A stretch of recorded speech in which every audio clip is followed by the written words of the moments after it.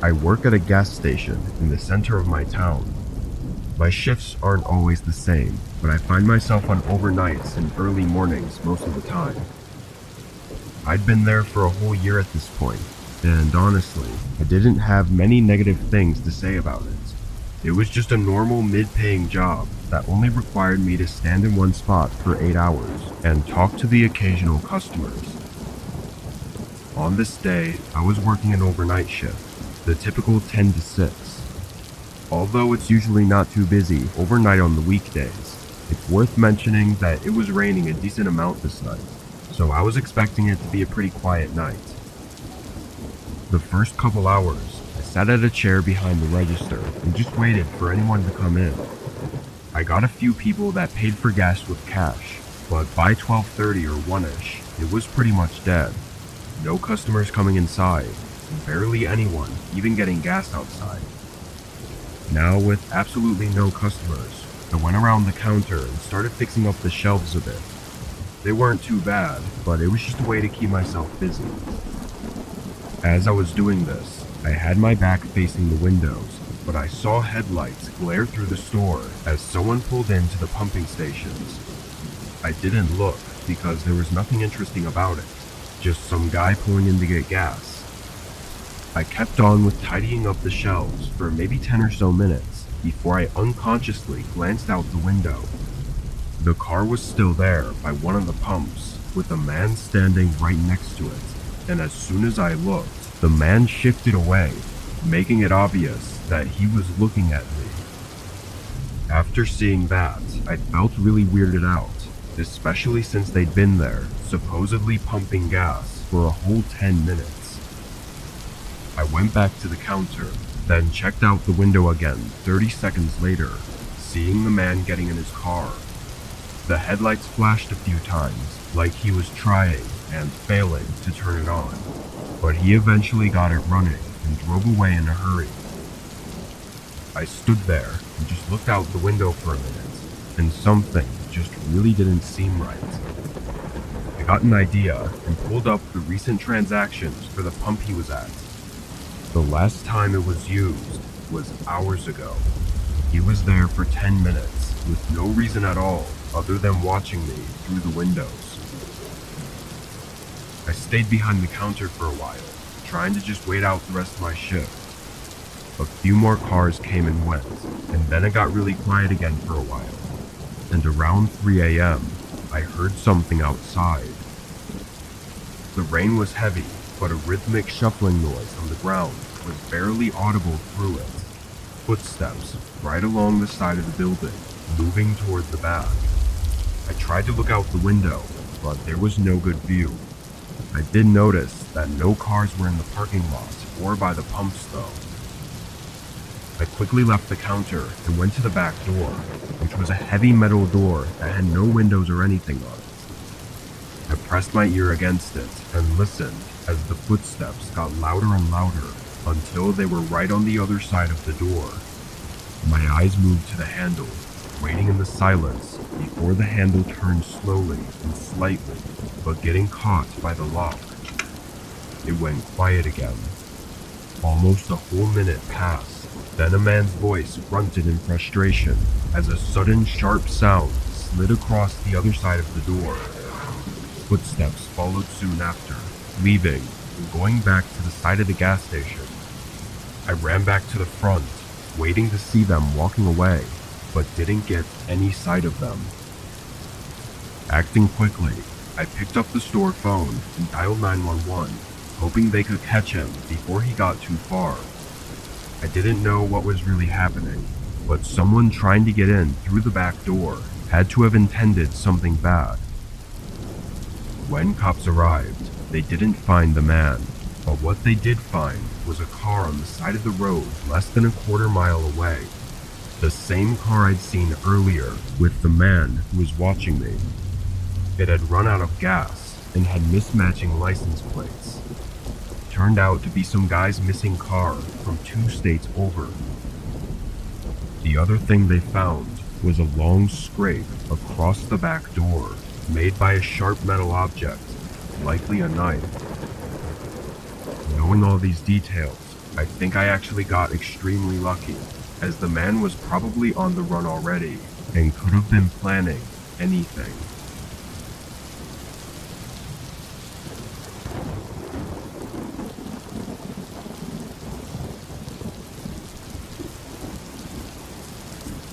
For the past couple years, I've had the same job. I'm a janitor for a popular fast food restaurant. I don't take orders or anything at all, aside from cleaning. I don't even see other workers a lot of the time, because I'm scheduled overnight. At the restaurant, everything needs to be deep cleaned every day, and during open hours, it's basically impossible to do. I'd never had anything happen during my shifts, aside from the occasional customer knocking on the window asking if we're open. So on this night, I came in and got to work like I usually did.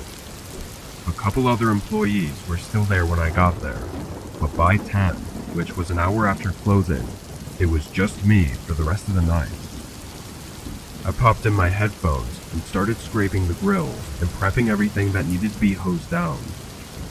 After a while, I lost track of time, but my best guess is that it was around 12 a.m. when I heard a knock at the front of the building. I pulled off my headphones, hearing it again. I walked to the front, expecting someone at the door, wanting to see if we were closed, but when I looked, nobody was there. I went up to the door and looked out at the parking lot.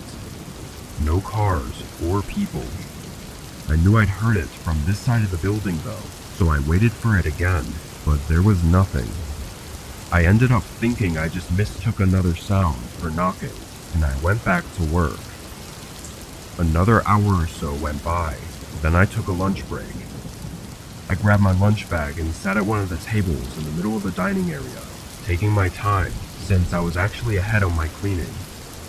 Once I finished eating, I went to the back and turned to grab the mop, only to see a man's face staring at me from outside the drive-thru window. He had messy hair and a blank face, but his eyes had something strange about them, like they were empty. I froze up for a second, and after a moment, the man calmly turned and walked away. My heart was racing in my chest, and I just stood in place, listening to his departing footsteps. I didn't know what to think. It was just incredibly creepy and strange. Once I got my confidence back, I opened the window and looked out to make sure he'd left. It was dark beyond the lights of the restaurant, but I didn't see anyone, so I closed it up and locked it. I was on edge for the next hour, constantly looking behind me at the windows, feeling like I was being watched. But as my shift was coming to an end, I started to feel some relief, and the anxiety calmed down. One of the last few things I had to do was roll all the garbage bags out to the dumpster, which I was avoiding as long as I could.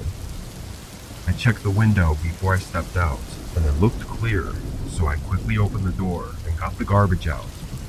I started tossing them one by one into the dumpster, but not even 20 seconds in, the man appeared from around the corner. I stopped what I was doing and quickly asked what he needed. He didn't respond as he walked up to me and had that same empty stare. Now that I could see his whole body though, he was even more terrifying, being a fairly large man and wearing a dirty and stained coat. Not knowing what else to do, I ran for the door. I opened it as the man's footsteps rushed up behind me, and as I slammed the door shut, the man was able to stick his arm into the gap, preventing it from closing. I turned and sprinted to the other end of the restaurant, getting my keys out and unlocking the front door as fast as I could while hearing the man closing the distance on me. I barely got away again and ran before he got to me. I sprinted across the parking lot and as far as I could while calling the police. 5 minutes later, the police got to the restaurant. The man was gone. We got footage on the CCTVs, but no identity could be made of it. It also showed that as soon as I ran away, the man just stayed there and watched me for a bit, then left out the back door. What he wanted from me is unknown, but his creepy and objectively horrifying behavior gives me chills even to this day.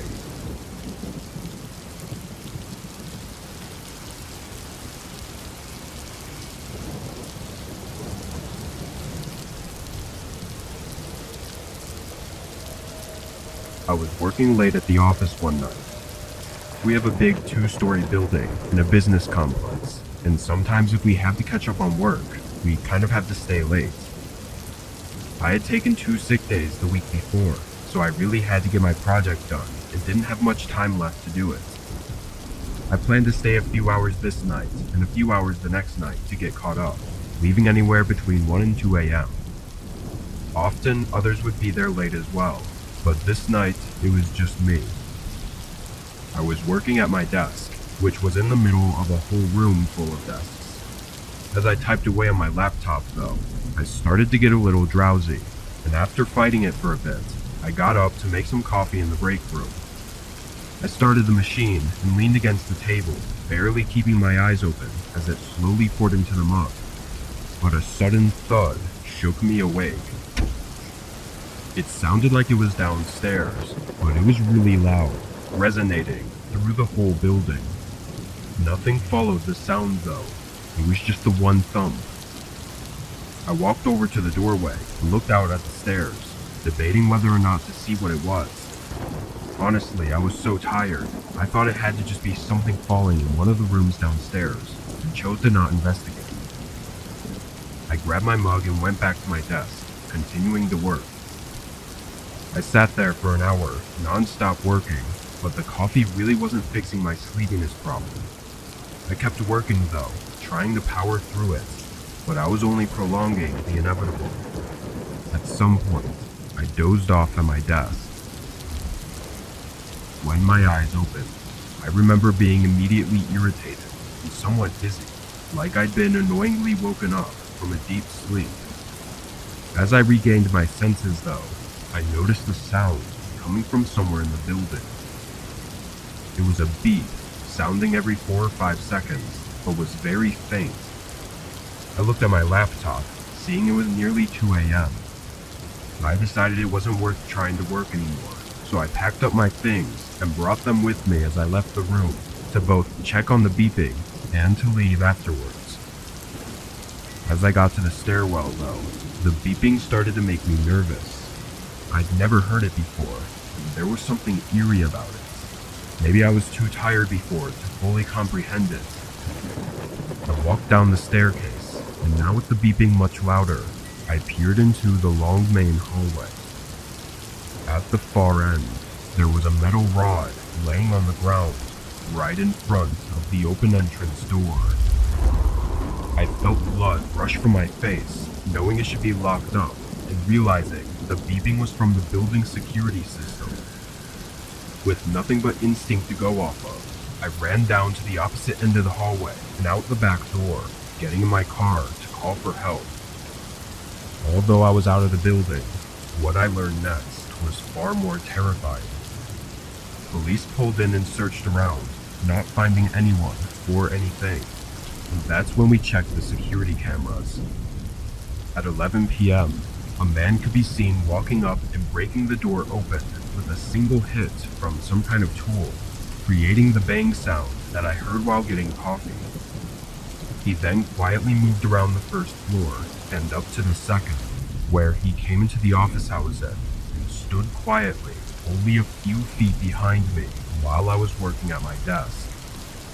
He then went back downstairs, coming up again while I was sleeping and walking around the whole office, even going right up to me and searching around my desk.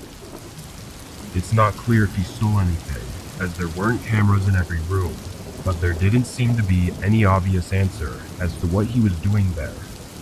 After seeing the security tapes though, I've never stayed alone at that office again.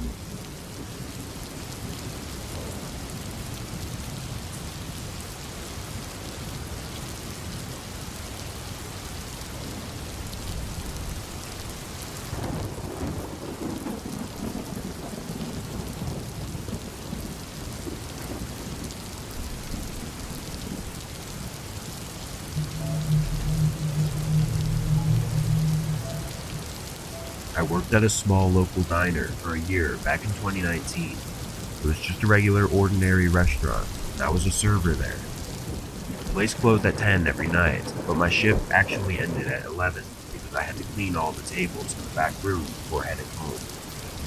It was a normal night of closing alone, and I just locked the doors at 10 p.m. I began wiping down the tables, but after just a couple seconds, several loud knocks came from the front door. It made me jump, but I looked over and saw a man standing there, looking through the glass door. I spoke loudly, telling him the place was closed for the night. This has happened before, so it wasn't much of a big deal, but the guy stayed there for a little bit, as if he didn't understand what I said. I walked closer to the door. "Sorry, the store closed at 10. We aren't taking any more orders tonight." I spoke even louder this time, so I knew he heard me. The guy looked at me for a second with no reaction, before making a slight smile and turning around as he walked away. I thought he might have been drunk or something, but I forgot about it after a couple minutes and continued with my work. I finished cleaning all the tables and started wiping down the front counter when I saw out of the corner of my eye a figure moving towards the front door, followed by knocking again. It was the same guy from 15 minutes ago, standing right outside, looking through the door at me. I'd never had someone do this before, so I was more annoyed this time. I raised both my arms up as in a "what are you doing" kind of gesture. The man, still staring at me, knocked again. I told him with a very loud and strict voice that we were closed and he needed to leave. This time, though, he looked very bothered by what I had said. He tensed up, then gave the door a small push as if to test if it was locked or not, before walking away. "What the hell is wrong with that guy?" I said out loud to myself as I walked towards the front windows to make sure that he was leaving the area. I didn't see him anywhere in the parking lot, so I figured he was gone for good. I checked the time and was slightly annoyed as it was later than I was hoping, but just as I began walking over to the counter, a sudden loud bang came from the restaurant's back door. I froze in fear as I wasn't confident whether or not the back door was locked, but a couple seconds later they began hitting the door over and over. Knowing now that the door was locked, I knew I needed to leave while I still had the chance. I sprinted out the front door and got my car, calling the police as fast as I could.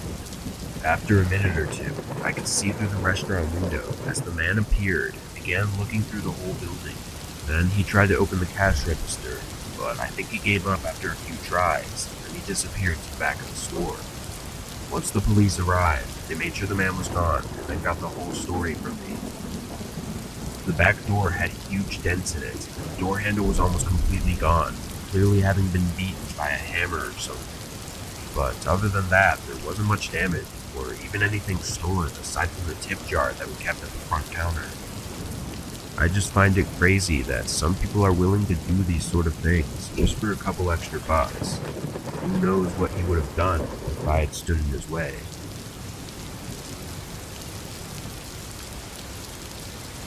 I spent most of my 20s working at a variety of stores as a stocker, basically just putting products on shelves all day. After a few years though, I took a job at a common pet store that required me to work at multiple locations. I'd basically get a small van full of boxes every day, and I'd drive to all the stores in the area and fill their shelves, then drop the van off at the warehouse when I finished. The thing about this job though, is that I'd pick up the van at 2 p.m., so I wouldn't get out until 12. But most nights it would take much longer, and I'd have to do 1 to 2 hours of overtime.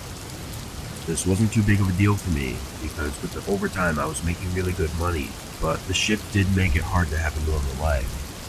Anyways, I had been doing it for several months already, and it was just like every other shift. It was 11 p.m., and I was heading to the last store, which meant I probably wouldn't get back to the warehouse until 1 a.m. Obviously, the pet store is closed at 9, so I'd always be the only one there. There was a small dock in the back that I could pull my van next to, and then take my dolly out and roll the boxes in. So I pulled up as usual and unlocked the door to the building. I rolled in 3 large stacks of boxes and began moving each box to the aisle that the product belonged to, when I heard a small thud from the front of the store. I looked up and stood there quietly for a few seconds. then went back to work after there were no more noises. I did get creeped out sometimes when working in the stores alone at night, but I'd gotten used to it at this point. When the buildings are quiet, you can hear sound you normally don't, like the air conditioning turning on and off, so I figured the noise was just another random sound that the building made. I finished unloading the boxes to the aisles and began opening them and stocking the product. I was probably halfway done, and nearly 45 minutes in, when I heard the distinct sound of a single cough echo through the building. I froze, staring at the front of the store again. I could feel my heart instantly start racing, and I was absolutely terrified. Nobody was supposed to be here, and I knew that if they didn't have bad intentions, then they would have said something when I came in. After waiting for almost a minute, I slowly and quietly started stepping towards the back door. Once I made it outside, I shut the door and locked it. Feeling much safer now, I got into my van and pulled my phone out to call 911. Just as I did that, I heard footsteps rushing towards the door from the inside, followed by the door handle moving slightly. The door was key locked, so I knew they wouldn't be able to open it, but it was still terrifying and made my adrenaline start pumping. Then, loud, harsh banging, and possibly even kicking, came from the other side of the door. The man started yelling, pleading with me to let him out. I could hear the anger and rage in his voice. I didn't respond and hurried to call the police. As I was on the phone, the man was swearing and cursing, repeatedly hitting the door and aggressively trying to get it open. Once the operator said the police were on their way, I turned the van on and moved further down, away from the door. I know I should have been safe and just driven far away, but part of me wanted to make sure that this guy didn't escape before the police arrived. Thankfully, they got here pretty quick. I met them at the door, which was now quiet, and gave them the key. The 3 officers went in, and a couple minutes later they came out with a man in handcuffs. He was found with a pretty big knife on him, but nothing else. I think that's the weirdest part of this whole situation, and the thing that I think about the most. The man was hiding in a store with a knife and didn't steal anything. I'd never seen the man before, so I don't know why he'd want to harm me, but it seems like that might be the only explanation. It's scary to think that I could have been just a few feet away from something horrible, but at least now I don't have to worry about what his true intentions were.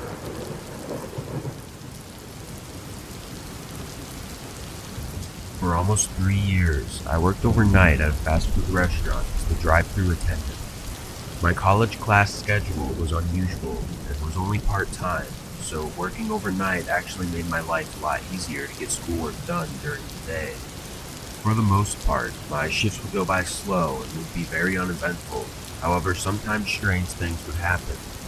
My manager always did his best to make sure 2 people were scheduled overnight, but every once in a while we'd have to be alone for the night. Thankfully, most of the weird things would happen with my coworker there with me, but with this one incident I wasn't so lucky. My main coworker that worked overnights with me was taking his vacation week, so that left me alone 3 out of the 5 night shifts that I worked that week. My first 2 nights went as usual with no problems. It was slow and all the drive-thru customers' orders were small and simple. On the 3rd night, it started out slow as well, with only 5 to 10 customers coming every hour, ordering a small snack or a drink. Then around 2 a.m., there was a long break of nobody showing up for almost 45 minutes. I kept my headset on in case someone pulled into the drive-thru, but decided to start cleaning while I had extra time.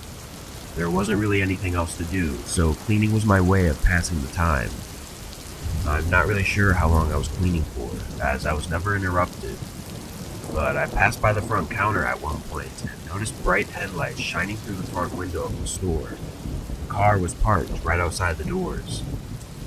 Our restaurant's dining room closed at 9 p.m. every night, and only kept the drive-thru open, so it was a little weird that someone was parked there. But of course, I didn't really think too much of it, as they could have just parked to pull up directions on their iPhone or something, so I continued with my cleaning. A few minutes later though, my headset beeped, signaling that a customer was in the drive-thru lane. I quickly made my way to the window and asked how I could help them. A man spoke softly, asking for a large soda. I told him to pull forward, then began pouring his fountain drink as usual. The guy pulled up really quickly though, so I was still pouring the drink, but I could see in the corner of my eye that he was looking in the window at the restaurant. some people did this, but I never understood why because it makes it really awkward. But I finished up and handed him the drink. He gave me exact change, and I thanked him, telling him to have a good night as I stepped away and went back to cleaning. I wiped down a few counters and reorganized a small shelf, but as I passed by the window, I jumped back a little, as the man was still there, staring at me. "Did you need something else, sir?" He didn't respond for a moment, not even reacting to my question, before he finally said no and drove away. The guy must have been sitting there looking in the window for a whole 5 minutes while I was cleaning, which was really creepy and weird, but I knew the doors to the restaurant were locked, so I still felt somewhat safe. Again, I kept my headset on and went over to the front counters to wipe them down. A few more minutes go by before there's a beep in the headset again, but when I got to the computer and asked what they wanted, nobody answered. I asked again, and still got no response, so I turned around and looked at the cameras behind me that showed live footage of the drive-thru line. Strangely, the car passed the ordering station and was stopped several feet behind the window I was standing at. I looked closer and recognized the car as the man from just a few minutes ago. At this point, I was starting to get pretty nervous, so I backed away from the window and stood around the corner. The way I was positioned, I was out of sight from the window, but I could still see the footage from the camera. I couldn't tell what the guy in the car was doing, but I could see movement in the grainy video. A minute later, he pulls the car up quickly and starts banging on the window aggressively.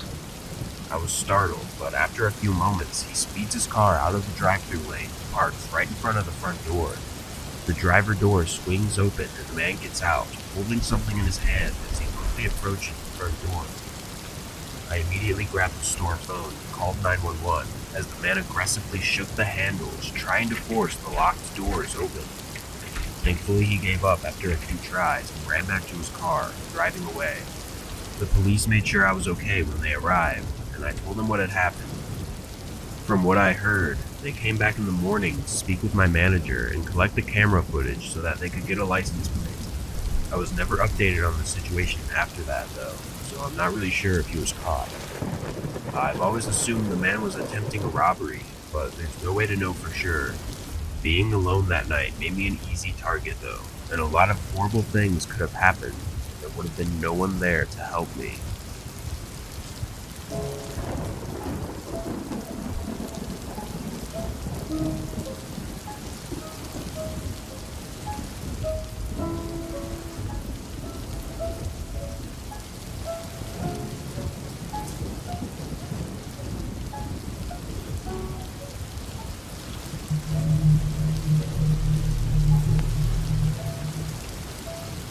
It was just past 11 p.m., and I was in the back room of our building, moving boxes around. It was just a regular hardware store, and I was an overnight stalker there. My other coworker that I usually work with was on vacation, so it was just me for the night. I didn't mind though, because people always expect less from you when you're left alone to do all the work, so if anything didn't get done, it wouldn't really matter. I was working slowly, taking my time. All of the deliveries that came in during the day needed to be put by the aisles where they belonged, so I was just breaking down the pallets and putting boxes on carts that I would then roll into the main shopping area and stock the boxes from there. Once I had filled a few carts, I grabbed one and pushed it to the aisle on the far left. It was raining, or maybe even storming, pretty heavily outside, though through the rain, I thought I heard something from the front of the building. I didn't really care, not even crossing my mind for a second that it was anything other than the building making noises. I took a few boxes and started stocking, humming to myself to save me from the boredom. But then again, I thought I heard something. I walked down to the front of the store and looked all the way at the other end where the front door was. There didn't seem to be anything or anyone. I stayed there for a little bit, again, in no rush to work. And then it happened again. I could have sworn this time that I saw something moving by the front door, and that was where the sound seemed to come from. Being in my place of work, with all the doors locked, I wasn't really afraid of anything, but more just wanted to make sure nothing strange was going on outside. I went up to the front door and looked out the glass, which I noticed had huge smudges and scratches on them. Nothing was outside, No cars or people, just heavy rain pouring down. I turned and started walking away, back to where I was working. It was quiet for a while, maybe a whole hour even. But then the sound came again from the front door. I dropped what I was doing immediately and walked back to the front. From across the store, I could for sure make out a figure moving around outside the door. I began walking closer before the figure stopped, stood still for a second, then ran away. I ran up to the door, trying to catch a glimpse of the person, but it was too dark and rainy. Looking at the door though, there were definitely more marks on it than there was before. I was confident that this person was trying to break in. I pulled out my phone, still standing by the door, and called the police. The operator said it wouldn't be too long, just a few minutes. I put my phone back in my pocket and waited by the door. Looking around, the parking lot was still empty, but then I turned my head to look against the building, and on the very side was that same figure. I backed away quickly, worried that he may have seen me. I took several steps back and tried to be quiet. Not even 10 seconds later, the figure appeared right outside the door. While the glass was somewhat foggy and had raindrops all over it, I could tell he was looking at me. He slammed something against the window. It looked like maybe a large rock. Then he hit it again and again, trying to break the glass. I backed away quicker and ran to the back of the store, locking myself in the office. Through the building, I heard the glass shatter and the alarm by the door go off. I waited in fear, hearing nothing else. A few minutes of silence passed, and I was growing more and more nervous, until the police finally showed up. I heard them call out, then walk around searching the place before they got to the office, where I identified myself and told them what I knew. The guy wasn't in the store, so I guess after he broke the glass, he just left. It seems really weird and doesn't make any sense. Part of me even wishes that he had actually stolen something, so that I'd at least know that that was what he was after. But given he didn't do anything after breaking down the door, I don't know what he wanted. And that is what still scares me to this day.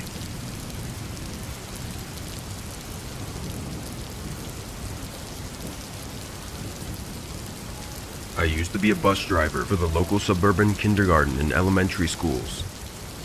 After nearly 15 years, I retired from that job and started driving for the buses in the city where I lived. I loved my job driving kids around, but as I got older, it became more difficult for me to put on a smiling face every day and interact with energetic and chaotic children. Driving in the city, the bus lot was only a 10-minute walk from my apartment, and the passengers would mostly just get in and out. While the actual driving part of the job was more stressful, I still felt a sense of relief compared to before. Anyway, the city bus company I worked for had buses running 24/7, though at night they only have a few buses out, and they would just run longer routes.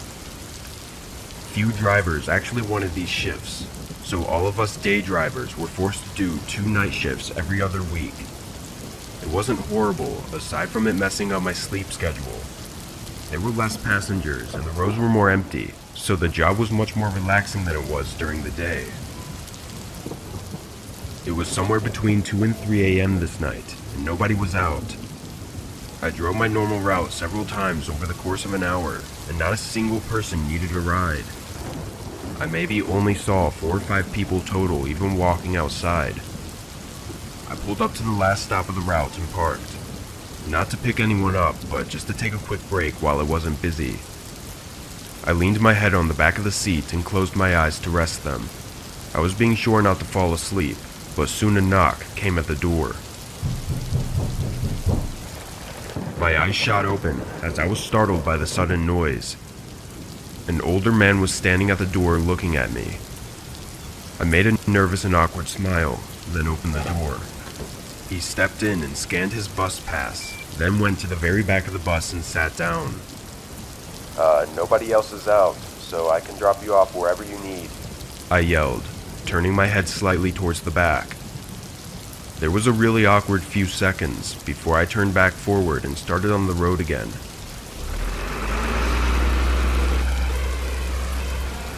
I thought he might have had earbuds in or something, so I was just going to do it the hard way and stop at every bus stop along the route like I was supposed to. Over the course of the drive, I constantly checked the mirror, seeing the man just sitting in the back staring ahead. It was odd behavior, but who knows what these people have on their minds at 3 a.m. I pulled up to every stop on the route and was approaching the last two, wondering when this man was going to get off. After these, it just loops back around to where I picked him up.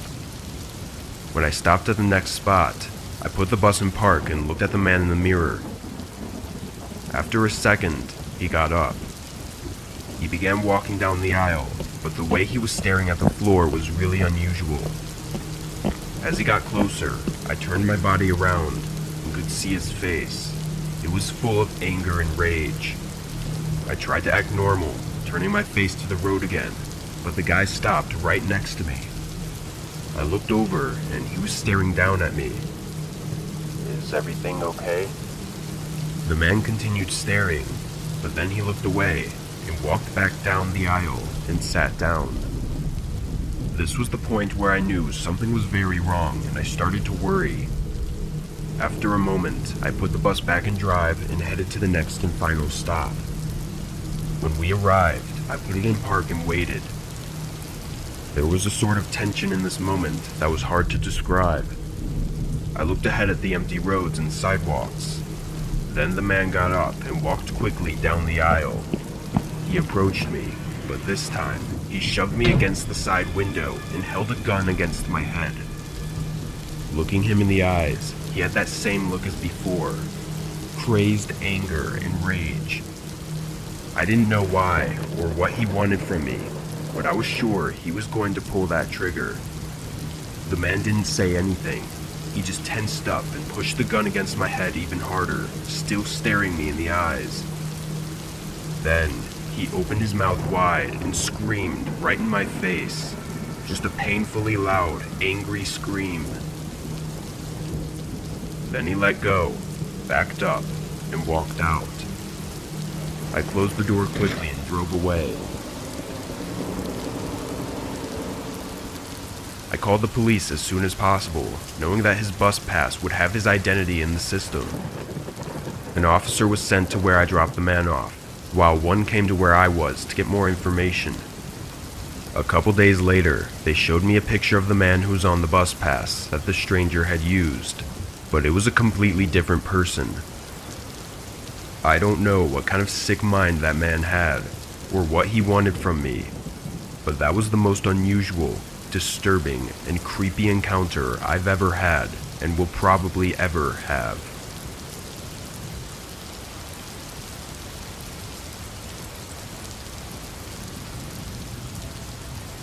I worked at a library in my mid-20s up into my early 30s.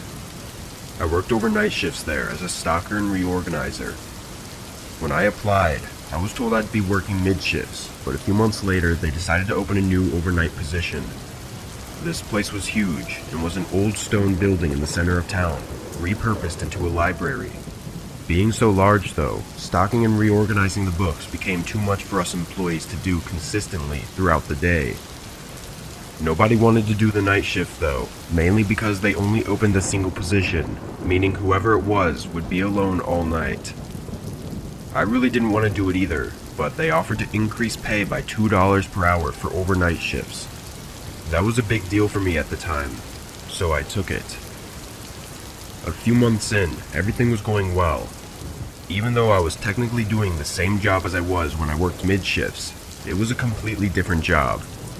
I didn't have to interact with customers, waste time helping them, or anything. I just did my work, listened to music, and nobody bothered me.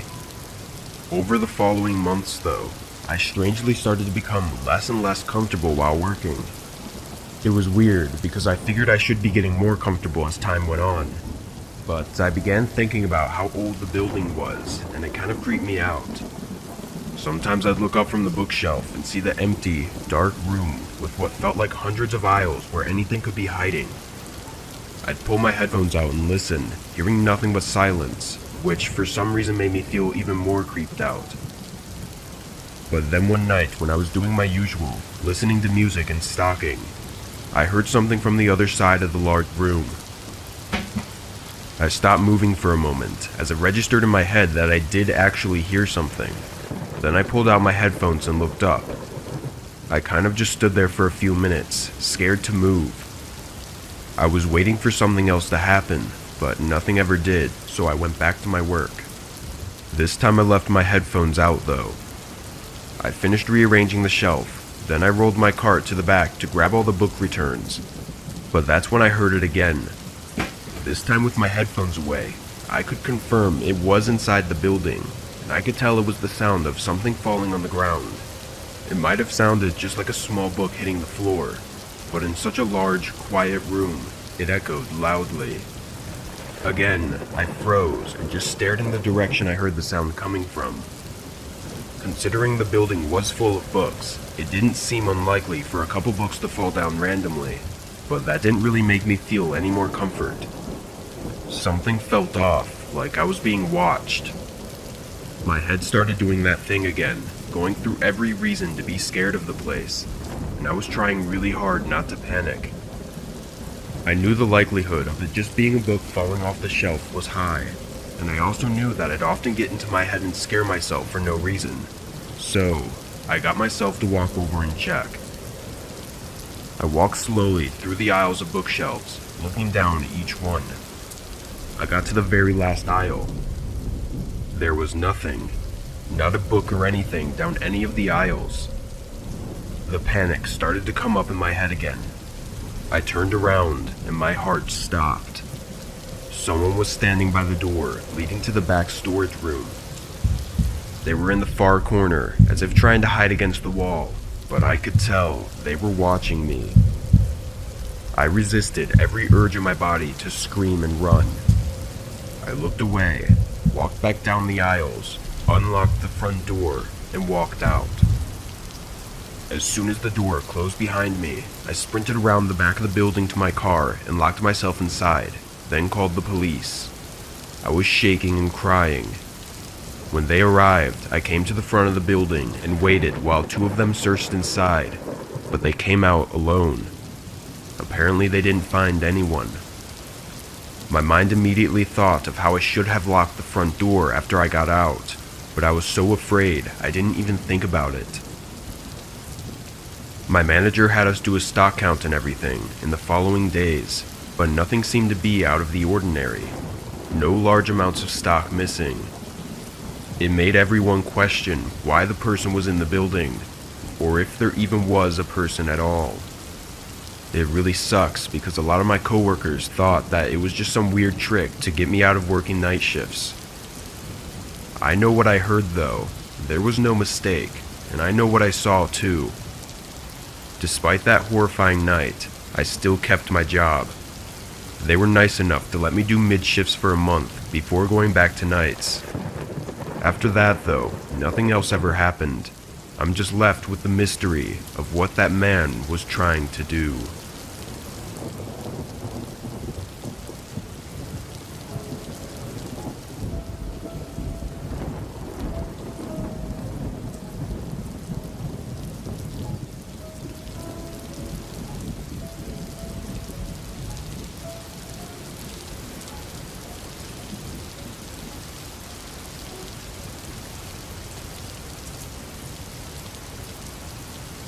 I've worked at a graveyard for the past 15 years.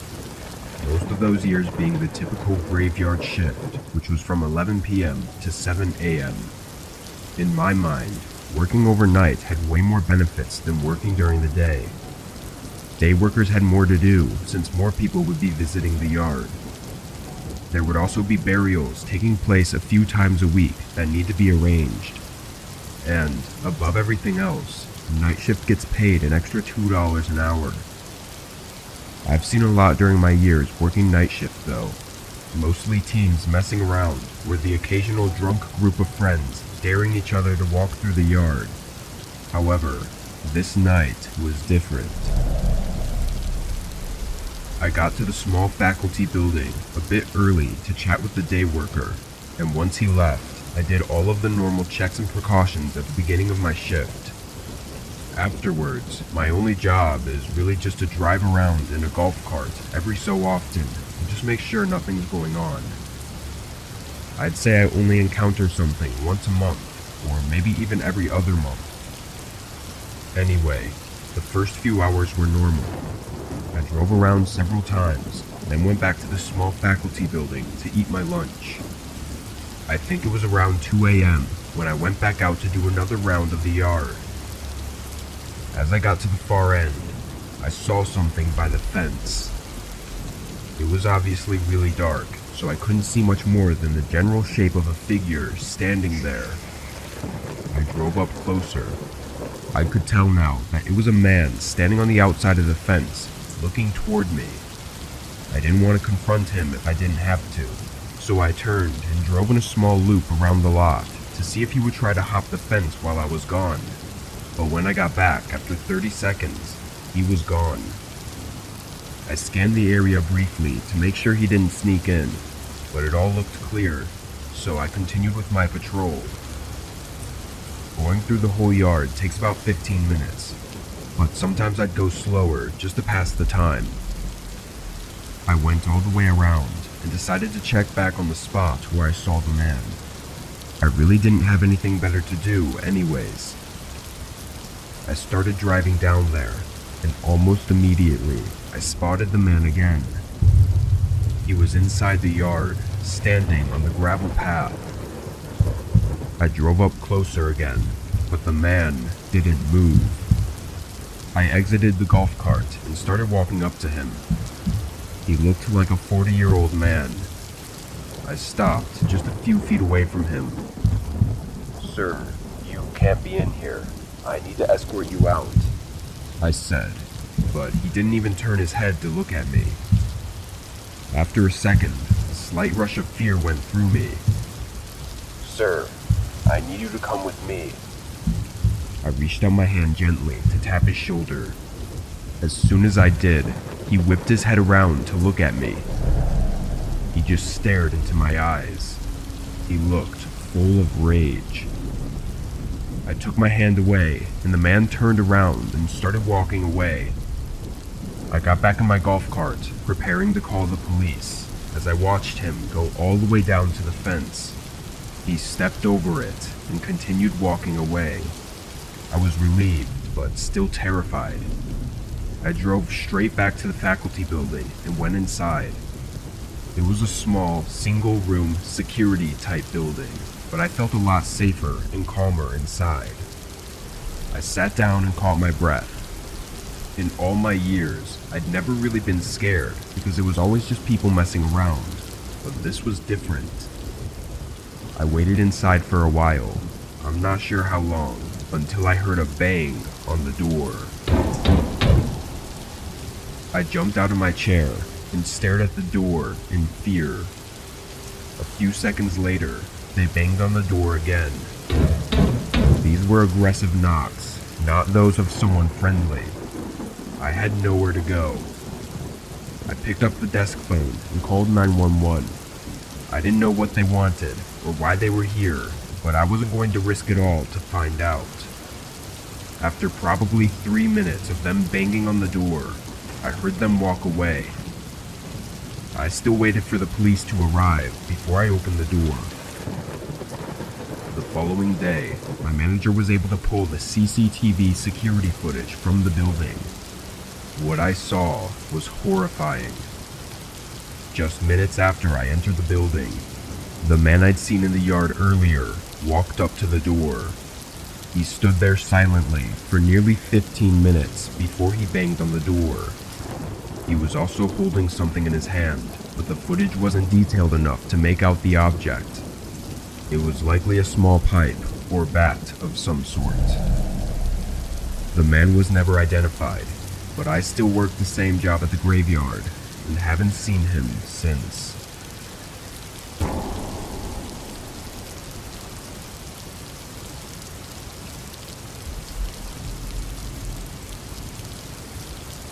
I'd been working the night shift at the gas station for almost a year at this point. It's not the best job, but it pays my cheap bills. The hours are long and the work is repetitive. I thought many times about quitting and finding work somewhere else, and this incident was my breaking point. It was a typical night at the gas station. I had just finished cleaning off the pumps and restocking the shelves when I saw the headlights of a car pulling into the lot. It was an old, beat-up car with tinted windows. As the car pulled up to the pump, I could see that there was only one person inside. He got out and started walking up to the door. He was a man, probably in his mid-30s. He had dark hair and was wearing a black leather jacket and looked like he hadn't slept in days. I greeted him with a smile and asked him if he needed any help. He didn't say anything, but just threw a 20 on the counter and went back out to fill up his tank. It was a bit rude, but that's normal when working at a gas station, especially late at night when nobody wants to talk. I watched out the window as he filled up his tank, but a couple minutes passed and he was still there with the pump in his car. I knew he only put $20 in, so he had to have finished a while ago. I waited another couple minutes, then I opened the door and started to say something, asking if he needed any help, but he just got back in his car and drove away. I blew it off and went back inside the store, but as the night wore on, I started to feel like something was off. I don't know how else to describe the feeling. Nobody else was pulling in to get gas, and it was really quiet outside. Then, I heard a noise coming from the back of the store. It sounded like a box falling off a shelf. I grabbed a flashlight and slowly made my way to the back of the store. As I turned the corner, there was a man standing there, going through our inventory. He was tall and skinny, and looked like he hadn't showered in weeks. I froze in fear, not sure what to do. The man turned and saw me, and for a moment, we just looked at each other. Then he started to walk towards me, his eyes fixed on mine. I backed away slowly, putting my hands up as if to not mean any harm, but he kept coming towards me. I could smell alcohol in his breath, and I knew that he was dangerous. "Money, where is it?" he said, slurring his words. I saw in one of his hands he had a switchblade, and with him being clearly drunk, I was really scared. I pointed toward the register, and he pushed me back to the counter. As I was opening the till, the man wandered around the store, making his way to the liquor section. He stashed a few expensive bottles in his backpack, then came back to the register. I put all the bills we had on the counter, being barely over $100. The man looked at it, then looked at me. "The f*** is this? I need more, man." He wasn't satisfied, but there was no more money to give. He flipped open his blade, waving it around and yelling at me. I was sure he was going to jump the counter and beat me to death. But then, he suddenly swiped the cash and bolted out the door. My heart was pounding as I looked out the window, seeing that same beat-up car from earlier. The man got inside and they drove off. The police came a few minutes later, responding to the emergency button I pressed while the man was browsing the booze, but they weren't too helpful right away. Thankfully though, the cameras outside the building were able to pull a license plate from the car, and 4 days later, I was informed that both men were caught. Apparently they were homeless and had stolen the car. They then went on a crime spree, robbing as many stores as they could, mostly just of alcohol and money. I feel pretty lucky to have made it unharmed, because their erratic behavior sent one worker to the hospital after an encounter with them. A couple weeks later though, I quit my job and moved to working the day shift somewhere else.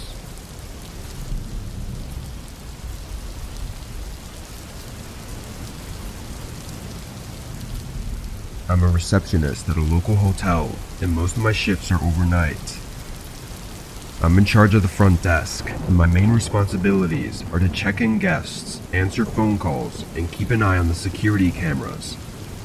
It's usually a pretty quiet job, since our hotel isn't the biggest or busiest. This night, the hotel was mostly empty. There were only a few guests staying with us. I was sitting at the front desk on my phone when I saw a man start walking towards the doors outside. I stood up and greeted him when he came inside. He looked up at me with bloodshot eyes and said, "I need a room for the night." He was definitely high on something, but regardless, I checked him in and gave him a key to his room. It was standard to allow walk-in bookings when the hotel was less than 75% full. He started walking toward the elevators, and I sat back down and pulled my phone out. A few hours later, I was sitting at the front desk when I heard a noise coming from the hallway. It was a thump sound, like a door trying to be forced open. I got up and walked around the corner to the end of the hallway. The man I checked in a few hours ago was standing there, trying to open up one of our maintenance doors. "Can I help you find something?" I asked. He looked over at me with those creepy eyes. I asked again, but he just stared at me. I wasn't really sure what to think. Maybe he was really high and looking for the vending machine or something. I don't know. I didn't want to anger the man though, so I went back to my desk and forgot about it. A good amount of time passed with no activity. No sounds from any of the rooms, nobody entering the building or walking through the halls. It was around 3 in the morning, and I did a small walk around the bottom floor just to keep myself awake and busy. As I got to the hallway by the front desk though, I heard a very sudden, loud banging coming from one of the rooms. I stopped and listened for a moment, then went up the stairs to the second floor, where I thought it came from. It was very quiet now, which made me somewhat nervous. I walked down the hall, hearing nothing, but when I reached the end, one of the room's doors was open. I listened again for a second, before lightly knocking. Nobody responded. I cautiously peeked inside, unsure of what to expect. It seemed empty. I wasn't comfortable walking all the way inside though, so I couldn't really look around, but I was sure nobody was inside. I closed the door and looked at the room number. 112.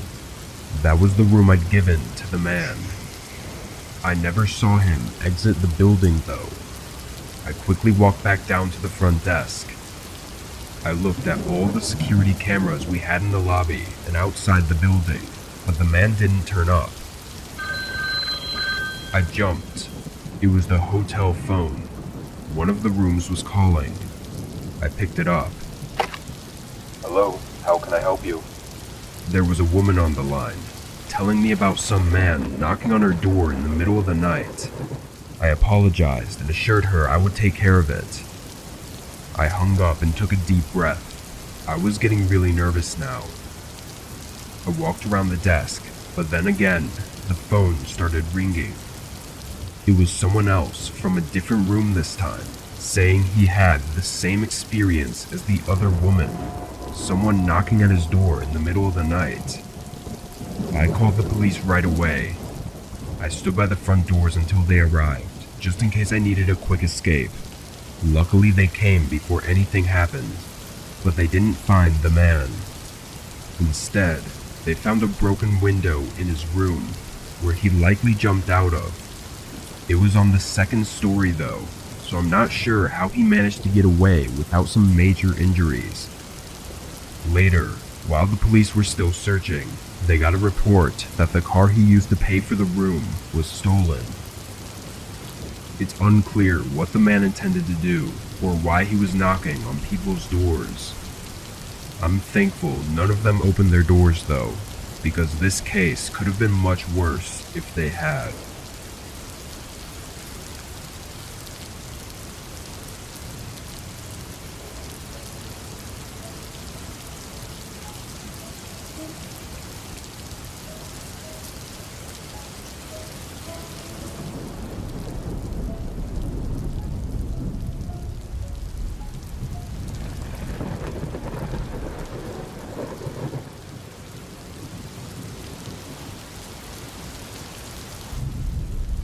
For several years, I've worked at an office building in the center of town.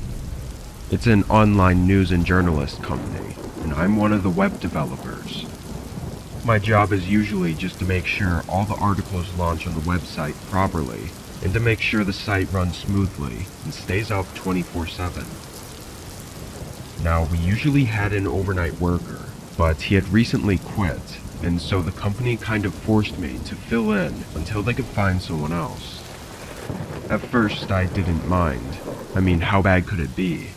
But I learned pretty quick that it was awful. I was the only one in the building working overnight. I had no one to talk to, and really nothing to do. I would just have to sit there by myself in a huge empty office. On this night, I was lucky enough to have a small project to do. It wasn't much, just adding a page to the website, but it kept my mind occupied for an hour. Once I finished it though, I was back to just sitting and waiting. Eventually I got up and made a cup of coffee, and decided to take a walk around the building. I had never explored any of the other floors or rooms before, so I was both bored and curious. I stepped into the stairwell and walked up to the top floor. All the lights were off, except for the one in the hallway. I walked down and casually looked into a few rooms, but there wasn't anything interesting, so I started walking back to the stairwell. But then a sound came from below me.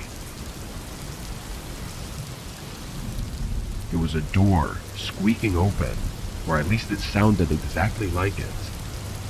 I knew nobody else was in the building with me, so it sent a chill through my body.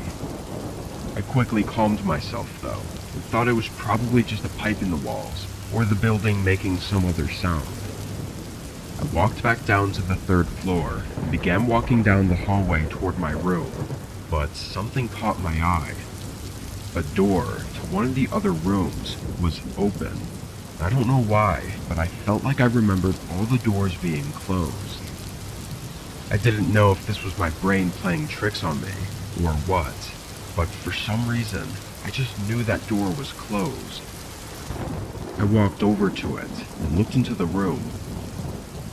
It was a large office, just like mine, with rows of cubicles in the middle. All the lights were off, so only the thin line of light from the hallway seeped into the room. "Hello? Is someone in there?" I called out, but my voice echoed through the hollow room with no reply. Another chill ran through me, and I closed the door, then went back to my office and sat at my desk.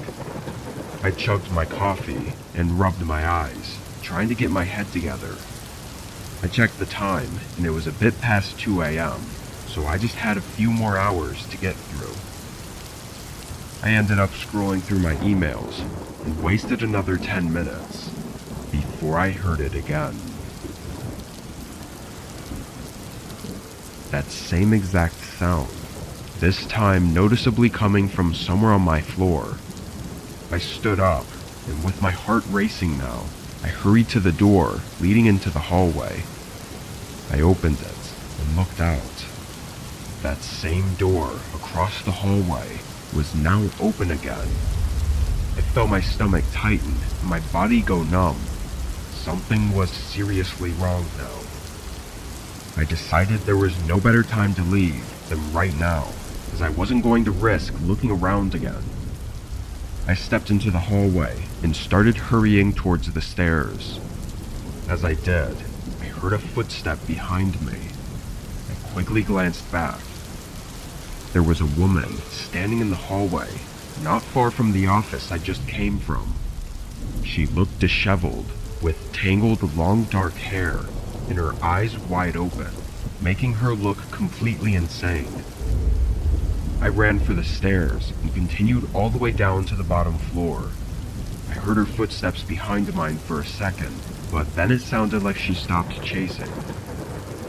I called the police once I felt I was safe. What's crazy is I had eyes on the back door, and the main hallway camera could see the front door, but when police showed up, they couldn't find her inside the building. None of the doors were unlocked or broken either, so how she got in or out is a mystery. For the next couple weeks, the company hired an overnight security guard, but I was still terrified. Every night, I would be constantly looking over my shoulder, thinking that woman could have snuck back inside, and with no other info on her, there's no saying what she was trying to do.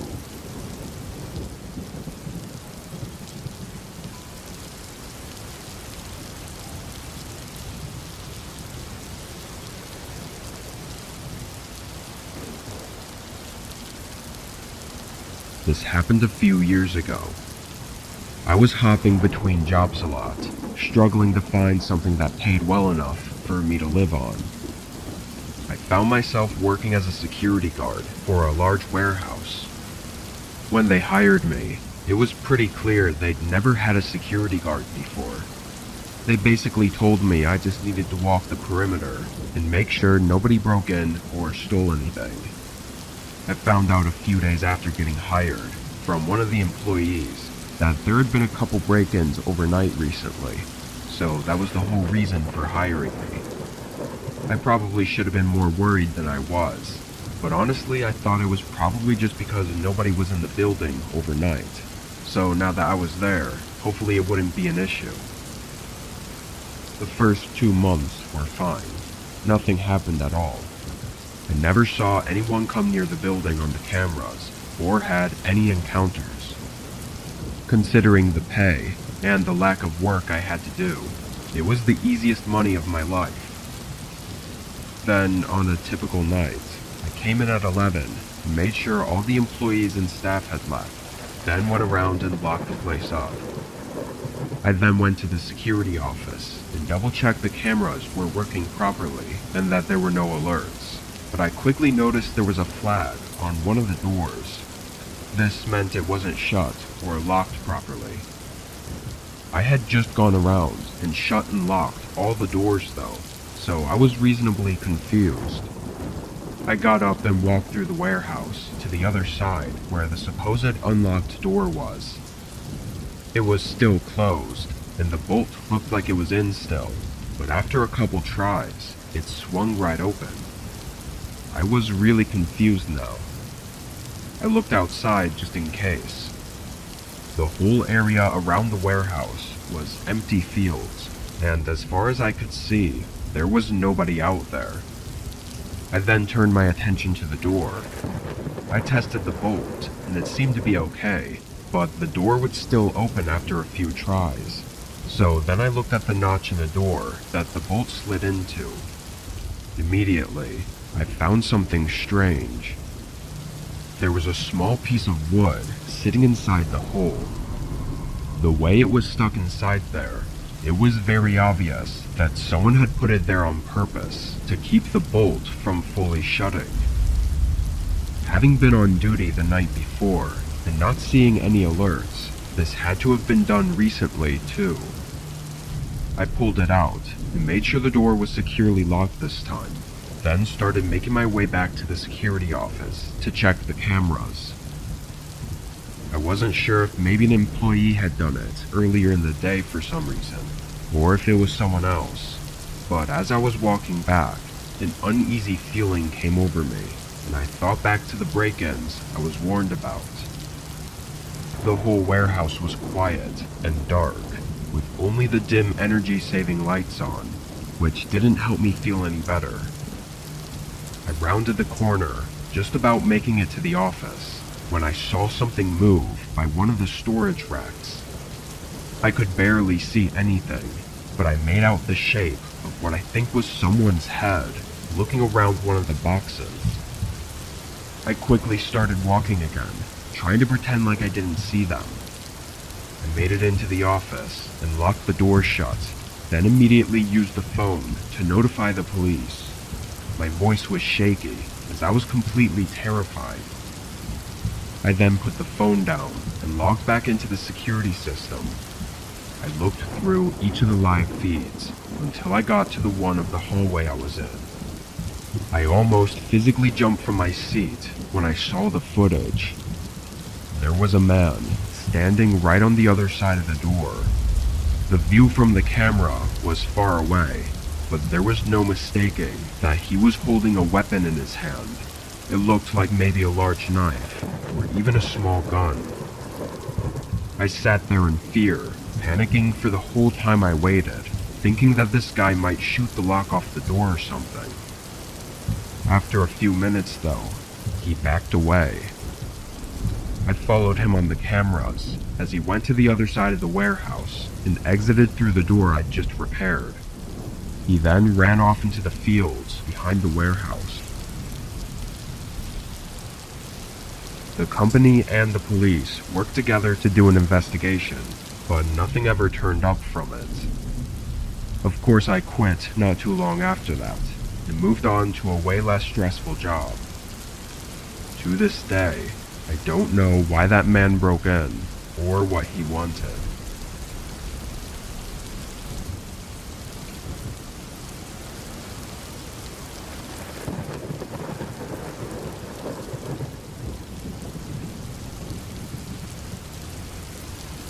I work at a small retail store.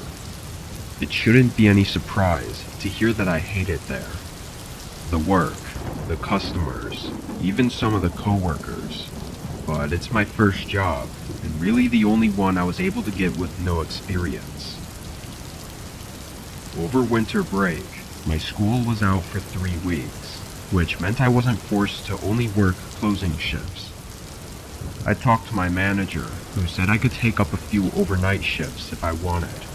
I gladly accepted, knowing I wouldn't have to deal with customers and mostly get to work at my own pace. I knew the overnight manager, Chris, and when I came in for my first overnight, he showed me what to get done and left me to do it. It was just the two of us, working on opposite ends of the store. Being overnight though, it was really nice getting to work in peace and even listen to music as I did.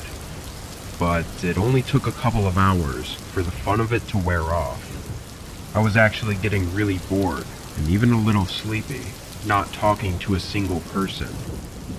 It was just past 1 a.m., so I let Chris know I was going to take my 15.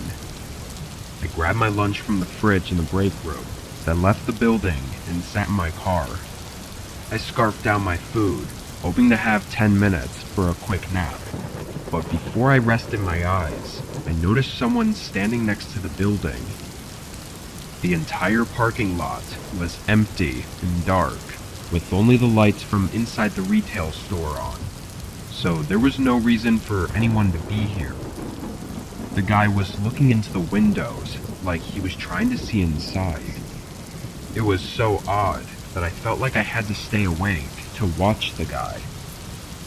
He looked like a pretty tall dude with short hair, wearing a dark leather jacket and some old boots.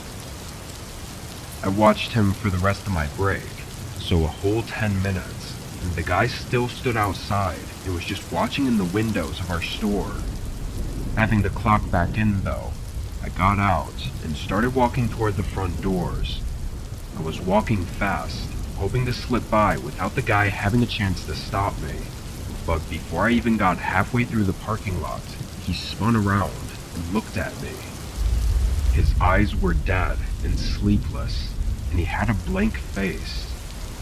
I kept walking, trying to make it to the door, but the guy immediately started walking over to me. He was maybe 10 feet away as I came up and started unlocking the door, and he called out to me as I hurried inside and locked it behind me. I just ignored him out of a gut feeling that he was up to no good. Maybe it was harsh of me to not at least see what he wanted, but at the time, I just had a really bad feeling about him. I made my way to the back to use the bathroom, then was back on the sales floor a few minutes later. I wanted to get back to work, but I felt tempted to check on the front windows and see if the guy was still creeping around out there. So I walked up to the front, expecting to see his creepy eyes staring through the window, but he wasn't there, not even anywhere in the parking lot. I figured he left for good, so I went back to the aisle I was working in. Another few minutes went by. It was probably 1:30 by now, when suddenly the alarm sounded through the building. I knew exactly what it was right away. It was the back door that was in the storage area of the building. Sometimes the managers would toss stuff in the dumpster out back and accidentally trip the alarm, but with only Chris working, it seemed really unlikely. I started making my way to the back of the store, but the closer I got to the doors to the storage room, the more the bad feeling crept up inside of me. If it was Chris, surely he would have shut off the alarm by now. Then I got to the back, and just before I entered, I heard a bunch of thuds coming from the other side. I quickly pushed open the door, and the sound stopped. Down the large hallway, I could see the back door wide open, and there was no sign of Chris anywhere. "Chris?" I called out. He didn't respond, but instead, a moment later, a head appeared around the corner on the other end of the hallway. I recognized that man's creepy dead look right away, and felt my whole body tense up. After hesitating, I went right back the way I came, not stopping for anything until I got outside and into my car. I called 911, and it was as I did that I realized I still had no idea where Chris was. Cops arrived quick though, running into the building and searching the whole place. Thankfully they found Chris unharmed. He had locked himself in the manager's office after the guy broke in and chased him. He also explained the thud noises I heard, saying the man was pounding on the office door and trying to break it down. The guy ran away as soon as I did, so he was gone before the cops could get to him. We have a blurry image of his face from the security cameras, printed out and hung up on the back wall, so other employees can keep a lookout for him. As far as we know, he hasn't come back, and there's no saying what he was trying to do that night. I'm just lucky that my gut feeling was working well that night.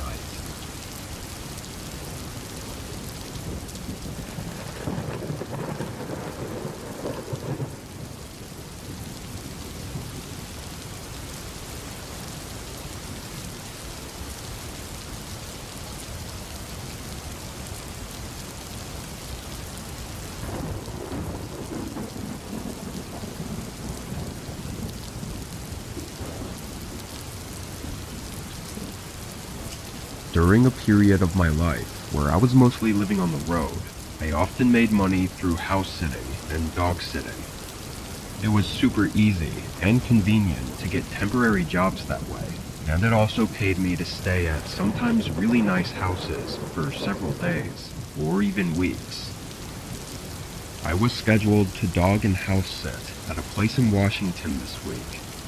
I drove up there on a Thursday and met the owners and the dog. It was a large golden retriever named Apple. She was extremely friendly and loving right from the start, and only an hour after arriving, the owners left for their vacation. With them gone, I decided to explore the house a bit just to make myself more comfortable, as I was going to be there for 5 to 6 days. It was a really large home in a very remote area of the national forest. I mean, this place had to be at least worth $1 million, and it honestly felt surreal to be staying there. That first day, I played with Apple and just got used to the home, then ate dinner, and took her out for a walk around 7. The sun was slowly setting, and the whole road I was walking along was a peaceful wooded area. There were no other houses visible in any direction. I brought Apple down the road for about 15 minutes, then turned around and headed back. As we got back to the driveway though, there was a guy. He was walking down the driveway, and as he passed by me, he kept his head down and didn't say anything. He looked like he was 30-ish, with short black hair and some baggy jeans. Now this was a really long driveway, like it took a whole 3 minutes of walking just to get to the house, but there were no other houses connected to this. So where the hell could he be coming from other than the house? I hurried Apple up to the home and got us both inside, locking the doors just in case. The only thing I could think of was that he was exploring the woods or something and just happened to pop out by the driveway. Seeing him walking away though, I hoped that whatever it wasn't something to worry too much about. Nothing else happened that day, and I went to bed that night around 10. This next day, I didn't do much. I relaxed inside with Apple and watched a movie while eating leftovers from yesterday. I felt like staying up late though, and the house had this really awesome upstairs balcony with a fire pit. So once the sun set, I lit up a campfire and sat on the lounge chair. Apple stayed with me for a while, but she ended up going back inside to lay in her bed. 30 minutes passed, and it was maybe 11:30 when I heard Apple start barking from inside the house. It wasn't just a typical bark though, it was very sudden and frantic, and knowing she was such a friendly dog, this really caught me off guard. I jumped up from the chair and ran inside. She was still barking, and it was coming from the other side of the upstairs hallway. When I looked down, I saw one of the doors to a spare bedroom was open, and I could see Apple in the room with her tail between her legs, staring at one side of the room. I called her name, but she just continued to bark, so I hurried into the room. Her gaze was fixed on a door. I could feel my adrenaline start kicking in as I moved toward it and slowly cracked the door open.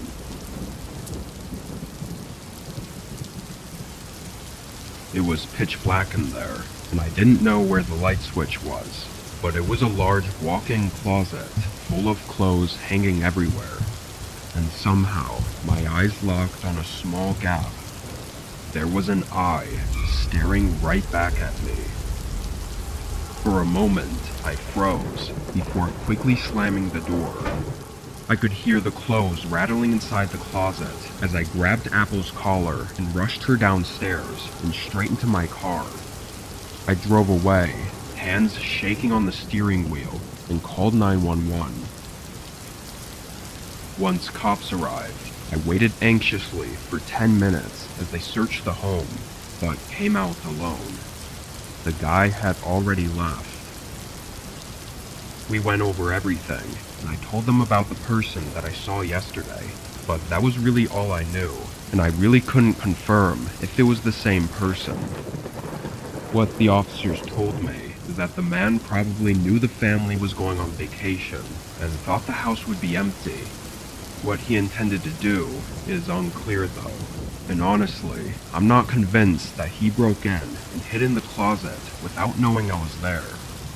I think he knew, which only makes it more terrifying. Thankfully, Apple noticed him and got my attention, because without her, I don't know what would have happened that night.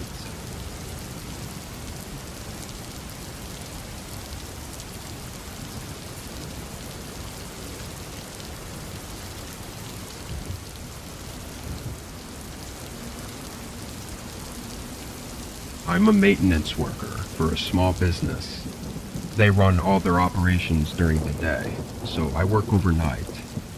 It makes my job easier because I don't have to work around them, and vice versa.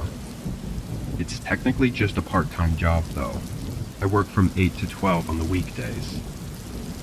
This night, I arrived a little late, but clocked in right away and got to work.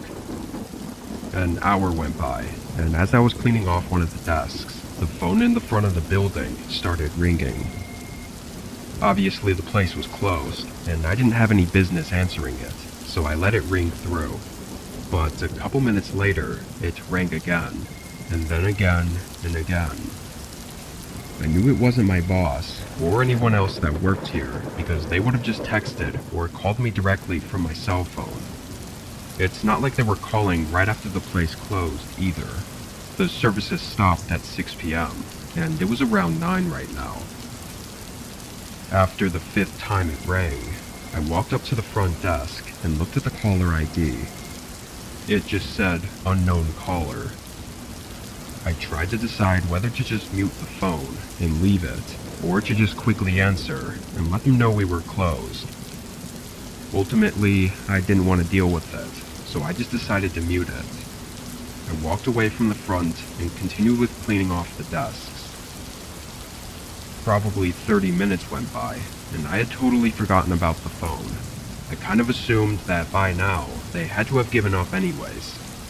It was about 10 p.m., and I was upstairs taking a break in the small coffee room when I heard a sound from below me. It was a beep, just a single electronic beep sound that I'd never heard before. I didn't think much of it at first, until I heard a door open and close. I literally turned my head toward the stairwell and just looked completely stunned for a moment. Who could possibly be coming into the building right now? It was way too late. I was a little nervous, but really hoped that it was just a worker that forgot something.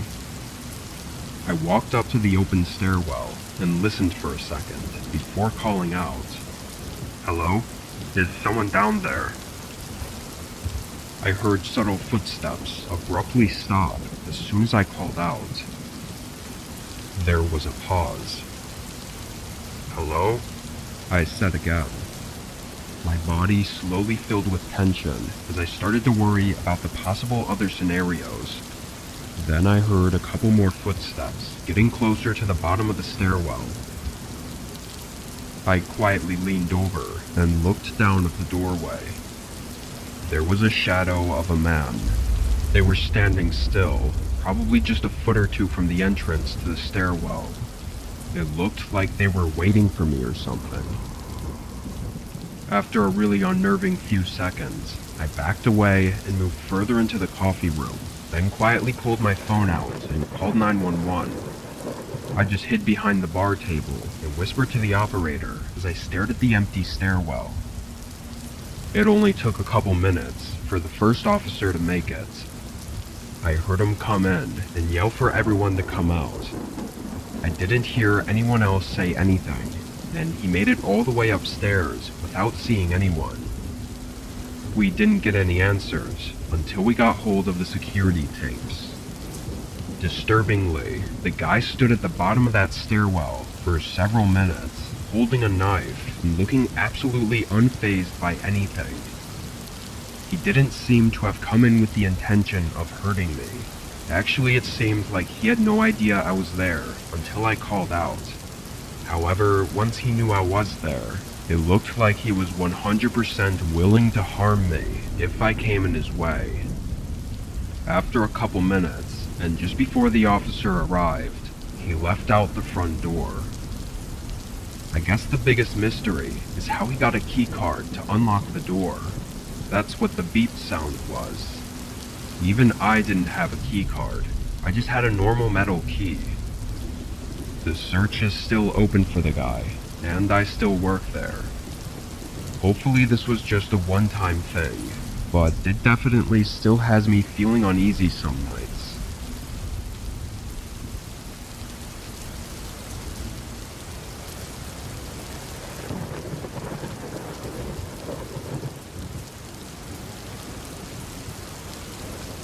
My name is Trevor, and I'm a freshman in college. I don't have a lot of bills to pay, as I'm lucky to have a supportive family. However, I still have to pay for my own food, and for whatever random activities that I want to do with my friends. I do Uber Eats every once in a while, just to make enough to afford these things. I drove an old beater Honda Accord that probably belonged in the scrapyard, but it did the job, I guess. Anyway, I had been delivering for a couple hours on this day, and it was about 10 p.m. when I picked up an order from Wendy's. There was nothing abnormal about it, at least from what I knew. I drove 15 minutes down the mostly empty highway. The turn was directly off the highway on some gravel road. It was in a forest, and without any streetlights, it was very dark. The headlights on my Honda were really dim too, which made it really difficult to drive down this road. All I could see was about 10 feet ahead. After a minute, the road stopped very suddenly. I checked my Uber Eats app, and it showed that I'd arrived.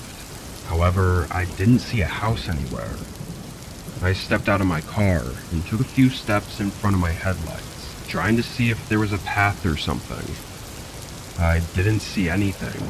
It was just woods and trees. I started to wonder if maybe I had missed a turn somewhere along the gravel road. I turned back around and opened my car door, but as I was getting in, I spotted a light in the woods. It was just a small, dim light coming from between the trees. It wasn't moving at all, which made me think it might be a porch light.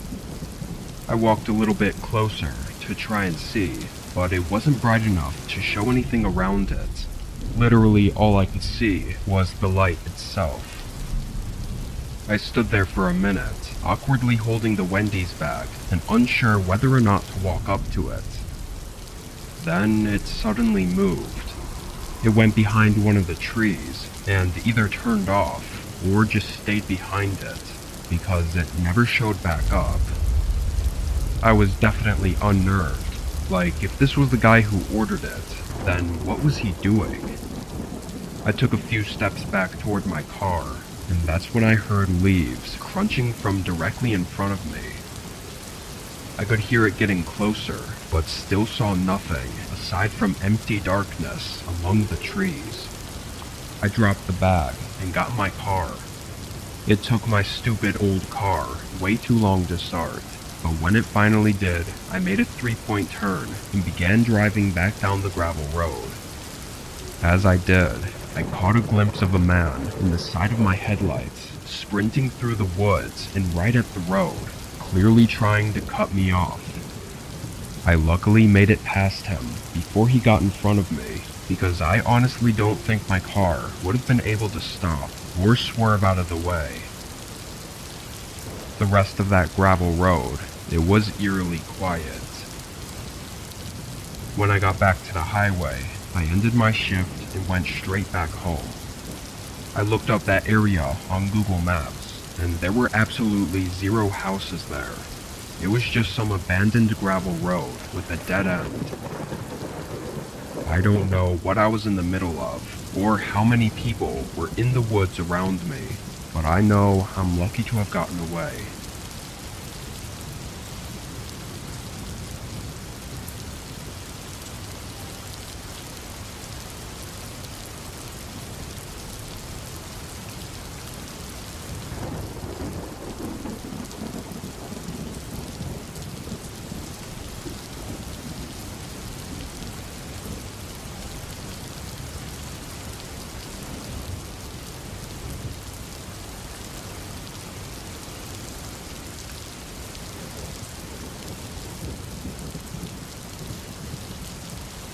I spend a lot of my spare nights doing deliveries for DoorDash.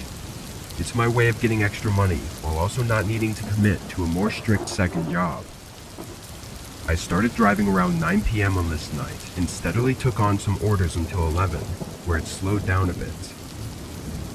During this time, I just drove around the shopping center that had most of the fast food restaurants people often ordered from, and eventually another order came through. It was a regular order to be delivered about 4 miles away. After getting the food, I started the directions to the address, and it was almost immediately apparent that it wasn't a house. I scrolled in on the map, which only showed streets and buildings, and the address it pointed to was along a street that had no buildings on it. It looked kind of like an empty plot of land, but the DoorDash map was never that great, so I just started driving and decided to at least check it out. and maybe call the customer if there was an issue. I drove out, taking just under 20 minutes until I reached the street it was on. This street was very bare, no houses or crossroads, and no cars driving on it. When I got to the end, it became a gravel road, and on the side was a small wooden sign that was too weathered to be legible. I pulled onto the gravel and turned my brights on, and right away I could see something far off down the road. I drove in closer, and as I approached it, my phone dinged to let me know that I'd arrived. In my headlights was a small mobile home, or some kind of RV, and on the door were poorly painted numbers. I looked back at my phone. 2760. It was the address. I got out, holding the food in my hand as I walked up to the RV. Getting closer, it was a bit unsettling to look at. It was overgrown and old, which was strange considering it was a mobile home meant to be moving around. I gave it a knock and waited. This was a rare cash order, which made more sense once I saw the place, but it definitely didn't make me feel good having to stand here. As I looked around, an eerie feeling loomed over me. This place was surrounded by the woods, with no lights anywhere. Past the RV, it was complete darkness. I heard something from inside, and I prepared for them to open the door, but then a voice to my right startled me. I looked over and saw a man smiling at me, standing by the corner of the RV. He asked if I had his order, and I nodded, apologizing and walking it over to him. I handed it off and said his total. The man reached into his pocket and pulled out a $5 bill, then smiled again and said he just needed to grab the rest. He turned and walked back around the RV while I stayed where I was. This whole interaction in writing doesn't seem as off as it was in person, but I can tell you there was something very wrong about this guy. It was just something about the way he acted and said everything that gave me chills. I waited for a minute or so before getting more nervous and looking around the corner to see where he went. In the distance, I saw a figure standing by what looked like the dark outline of a shed. They were not walking, they were just standing there. As the fear grew inside me, my head jolted around, hearing the door to the RV opening. A different man looked out at me, and just as I started to greet him, he slammed the door shut. My heartbeat now intensifying, I looked back out at the man who was by the shed. He was now walking back toward the RV, but had something else in his hands. In the moment, I couldn't tell exactly what it was, but it was either a long bat or a rifle. I ran back to the car, getting in and turning it on with shaky hands as I put it in reverse. The man came around the side of the mobile home and stood calmly in the darkness as I drove off. I don't know what happened there, but I wasn't exactly keen on finding out. I went straight home afterwards and debated calling 911, but was caught up on the fact that I didn't actually know what was going on. In the end, I made the regretful decision not to notify the police. Whatever happened that night will remain as just a strange encounter it was, with no answers to the true nature of it.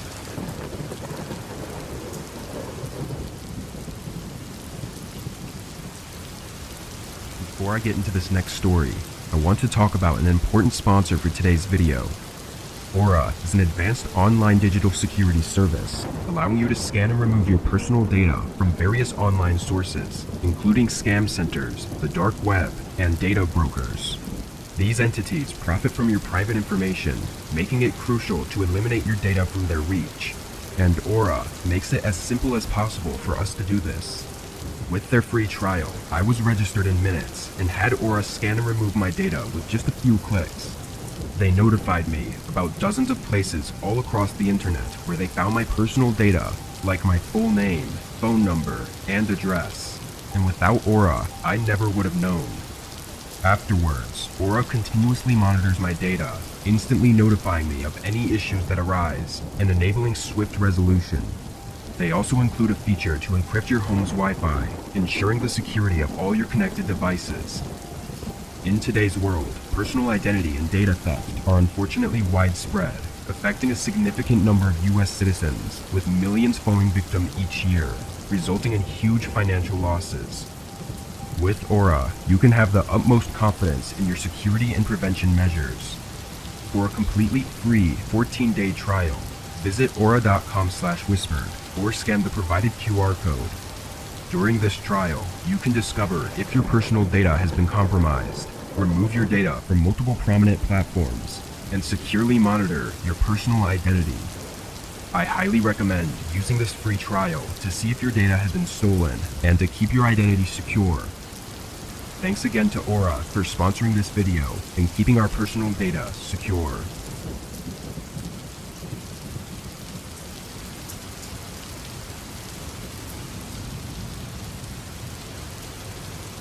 I work at a 24-hour drive-thru restaurant, and this had happened only a few weeks ago. I'm a crew manager, but for the most part, I just do the same things everyone else does, which is cook and take orders. For overnight hours, we always have at least 2 people, one being a manager and the other usually being a cook.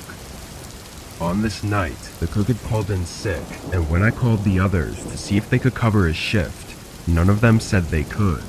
So by 12 a.m., I was the only worker there. Now usually the restaurant doesn't get busy overnight, and more employees come in at 4 a.m., so it wasn't an entire shift alone, but it still meant that for 4 hours, I had to do everything myself.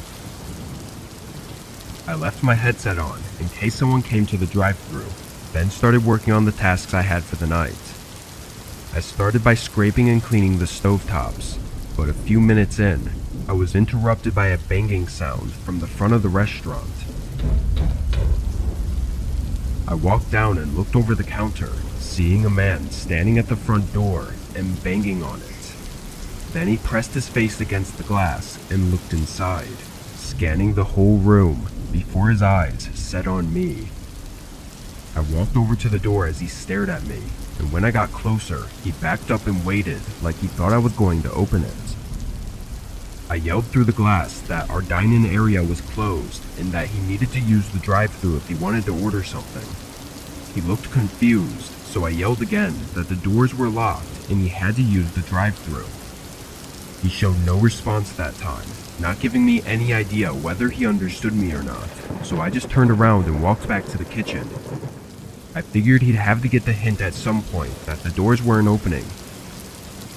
I continued working on the stovetops, spending at least 15 to 20 minutes on them. Throughout this time, I had gone once to check the front to see if the man had left, and from what I could see, he was gone. The whole parking lot was empty, and the man was not at the door. But it was a couple minutes after finishing with the stoves that I got an alert from my headset that someone was in the drive-thru. I turned on my mic and asked for their order while walking to the window, but nobody said anything. When I got to the window, I immediately saw on the camera that there wasn't a car out there. I looked around the screen and didn't see any movement either, so I ignored it and started walking back. But as I got to the back room, I slowed to a stop when I thought I heard something. I stood in place and listened as footsteps slowly walked above me on the roof of the building. They were careful steps, not making much sound aside from the roof creaking, but I had no doubt that there was someone up there. I followed the sound of their steps with my stare, moving down the ceiling until I saw the ladder leading to the maintenance hatch, and that's when I realized what they were doing. I sprinted over to the ladder and started looking for some sort of lock to keep the hatch from opening, but I'd never even used it, so I had no clue how it worked or if it even locked. Then there was a loud creak from the ceiling directly above me, and a few thuds came from the outside of the hatch. A moment passed, then the hatch creaked open slightly, and through the small gap, all I saw were a set of eyes staring back at me. I sprinted for the front of the building, hearing loud thuds from where the hatch was as I quickly unlocked the door and ran for my car. I called the police as I sat inside and frantically looked through the windows of the restaurant. While on the phone, I saw a shadow moving by the front counter. Then a man appeared, standing in the far back of the restaurant, but was looking in my direction. After a moment, he turned and disappeared behind the kitchen, leaving me in a panic until the police made it. They searched inside and outside, going on the roof as well, but the man had already run off. Nothing from the place was missing either. No equipment or money was taken. Nothing. He just broke in and left. I tried to not think about it too much, but it's hard not to come to the conclusion that he was there for me. Like I said, this happened pretty recently, so there's still not much of an update on it. Even with his face on the cameras, there's yet to be a confirmed identity. The owner of the building added a padlock to the inside of the hatch though, which should have been done before, but I guess it was just an inconvenience. I still worry about the man's intentions, and if he could be watching for me to be alone again, waiting to do whatever it was he tried before.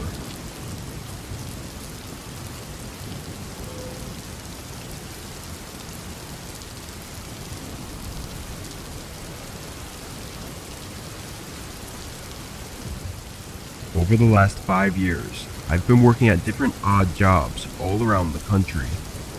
I live in a van, so I move around a lot, but a few months out of the year, I have to stay in an area for an extended amount of time in order to rack up some cash before moving on.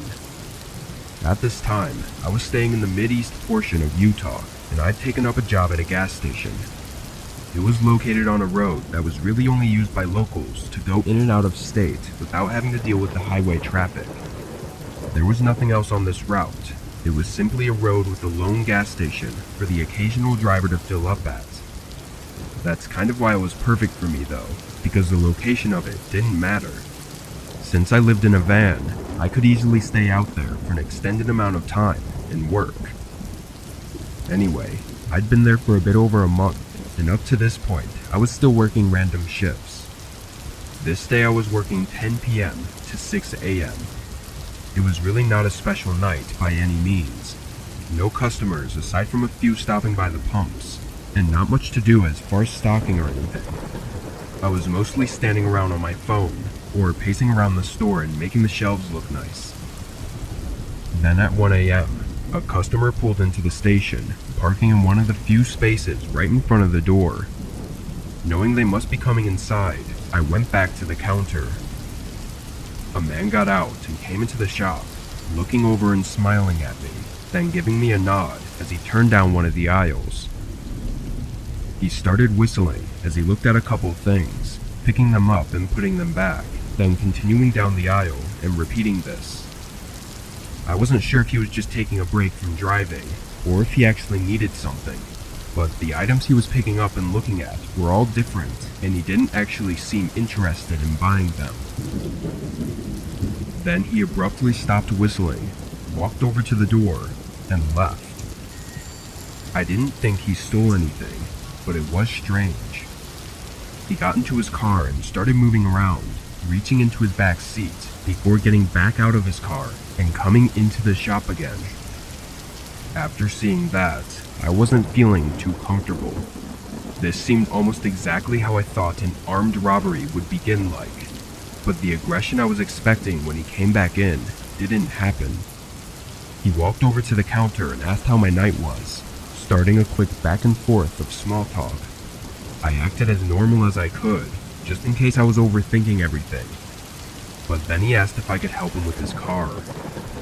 He said his tires needed air and that he didn't see any pumps outside. This station didn't have any air pumps for self-use, but we did carry a handheld air compressor for emergency situations. I got it out and followed him to his car. He pointed down at the tire that needed it, and I ducked down, putting the compressor line in.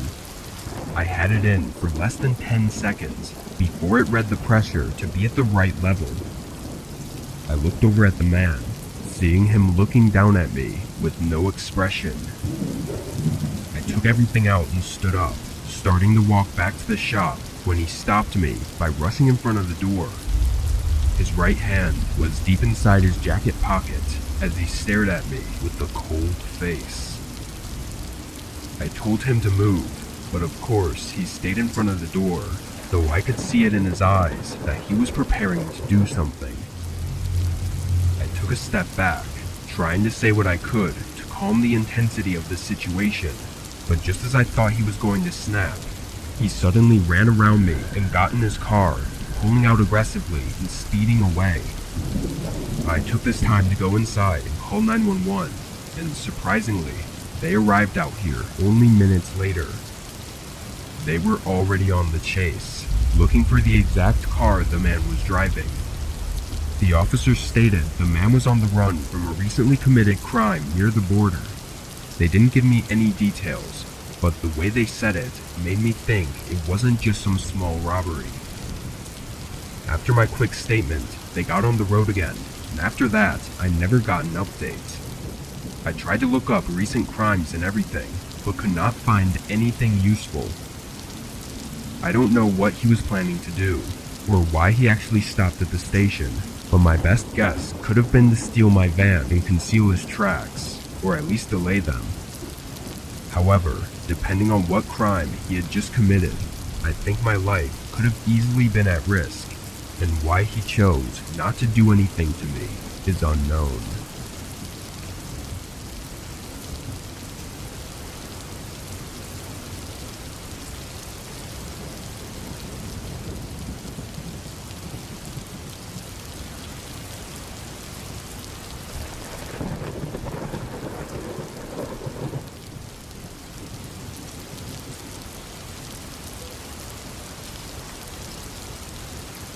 It was a snowy night when I pulled into the parking lot of my gas station. I worked the overnight 11 to 7 shift and had been at the job for several months before this. I really didn't like this job, but finding somewhere else to work was really difficult, and due to how some things were in other aspects of my life, night shifts were the best for my personal schedule. Still though, I went in tired every night and struggled to get through every shift. I parked in front of the building beside the only other car in the parking lot, which was my coworker's. Then I went inside and relieved him of his shift. He left a couple minutes later, and then it was just me for the rest of the night. My manager had a paper on the desk with some things to get done, but from reading it over, it wasn't all that much. My guess was that it would take no more than an hour total to complete all of the tasks, so I tried to put it off as long as possible to save me from falling asleep once I started getting really tired. But as I sat there behind the desk, then somewhere around 12 a.m., a car pulled into the station. I glanced out the window, seeing an old SUV parked by one of the pumps. Of course, with it snowing outside, most people were not driving around, but getting a customer every once in a while was normal. I went back to my phone and scrolled through some videos, not paying much attention for probably 10 minutes, until I looked back outside and saw the SUV was still there by the pump. The headlights were off and the doors were closed, looking like they should be pumping gas, but it'd been so long. I stood up and got closer to the window, looking down both sides of the building, but nobody was anywhere outside. If they had been in their car for the past 10 minutes with it off, they'd have to be freezing. It was snowy, windy, and cold, so I honestly got a little nervous for them. I paid more attention for the next few minutes, waiting to see any movement through the dark windows, or for someone to get back inside their car, but there was nothing. It was like the car was just abandoned right next to the pump. After some thought, I put on my jacket and went outside. Immediately, I knew I was right. It was way too cold for anyone to be in there with the car off, or for anyone to even be outside for more than a few minutes. I rushed over to the car and looked around, then put my face close to the window and tried to look inside. "Hello? Anyone in there? Just checking to see if you're okay," I called out. but from what I could see, there wasn't anyone inside. It wasn't exactly easy to see, so someone could have been, but I was pretty sure there wasn't. Now even more confused, I backed up and looked around at the empty gas station parking lot before starting to walk back. Now with my eyes not focused on the car, I was just looking at the ground and noticed shoe prints in the snow going toward the building. Not really the front of the building, but kind of off to the side. I looked back and saw that they seemed to come from the car, but at this point I was freezing and didn't want to investigate further without warming up a bit first. I went inside and turned on the small heater next to the counter, putting my hands in front of it to warm them up. I was only inside for 30 seconds to a minute though, before a thump resonated through the building from behind me. I spun around, not seeing anything, then walked around the counter and toward the back. On the floor, there were puddles of dirty water, like snow that had melted off someone's boots. Feeling a chill run through me, I stepped closer to the back room and turned the corner toward where the supply room was. Standing in the dark behind one of the shelves, I could see the outline of a figure. They were tall with broad shoulders and had a large scruffy beard, and they were looking right at me. My heart stopped for a moment, but after the initial shock, my reaction was to just walk back to the counter. I don't know why, maybe I was just too shocked to react appropriately. After staring at the doorway to the supply room for I don't even know how long, I quietly picked up the store phone and called the police, whispering for help. Then I endured the most unnerving 10 minutes of my life as I waited. During this time, I didn't hear or see anything from the supply room, which honestly added to my fear. For some reason, the man never came out to confront me. When two cops finally pulled in and came inside, I quietly told them where the man was. They searched the room while I stayed by the front, but I was shocked when they came out with nobody else. The man was gone. Watery shoe prints surrounded the back door, but outside were fresh tracks in the snow going straight away from the gas station, straight into the completely dark, empty field that led on for miles. Obviously, nobody could search that at night, but even when they did in the following days, they didn't find anything. I mean, the field was huge.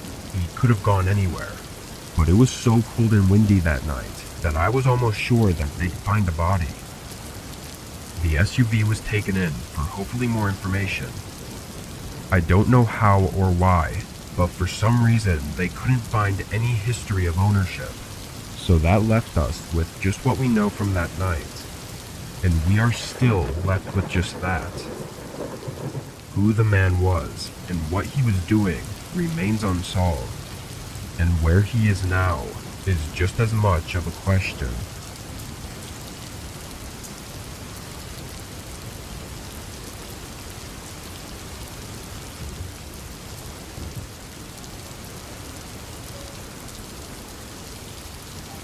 I worked at a restaurant with my older brother during our high school years.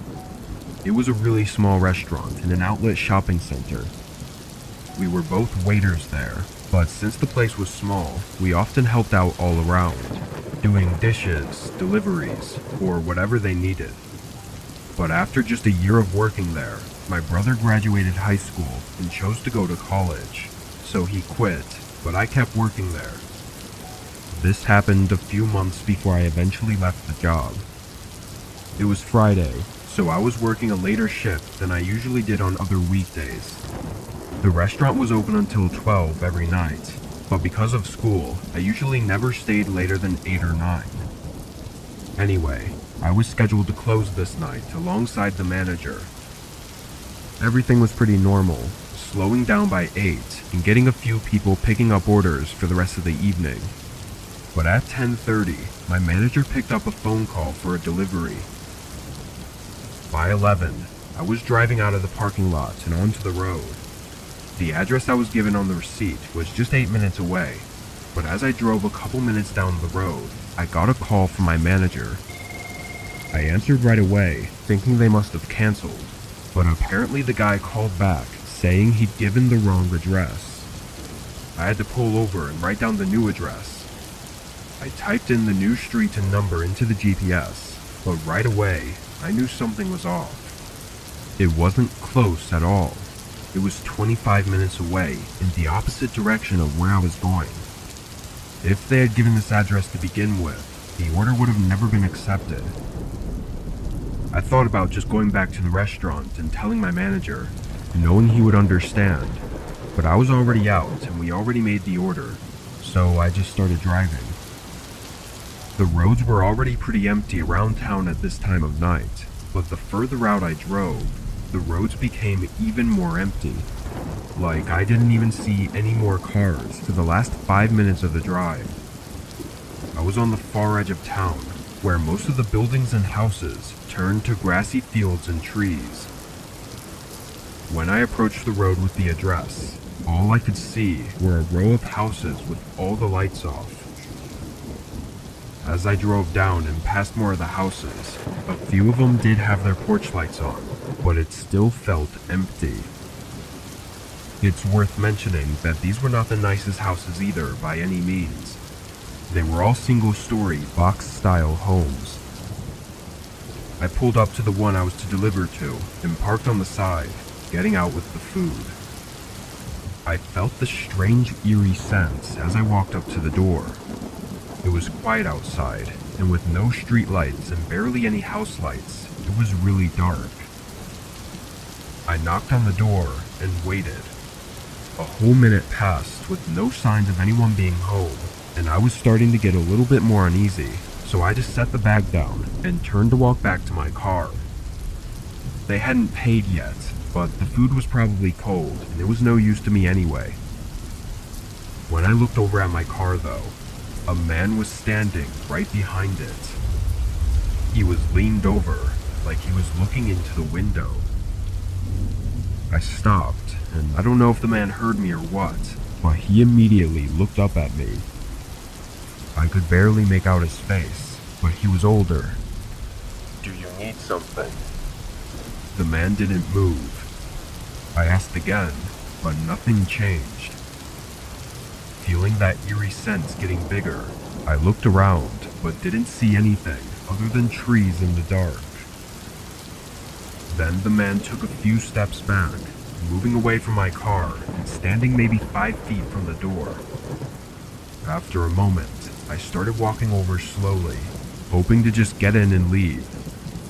As I got right up to the door, the man continued to stare at me from just a few feet away. I cautiously opened the door and rushed inside, but before I could even turn it on, the guy started yelling. I looked over at him, seeing him now facing the woods and just screaming. I turned my head slightly to look where he was looking, and in the woods, I could see 2 or maybe even 3 figures hurrying toward my car. My immediate thought was that this was a setup, and I needed to leave instantly before something happened. I quickly turned it on and reversed out, just as the man next to me tried to move behind the car in an attempt to stop me.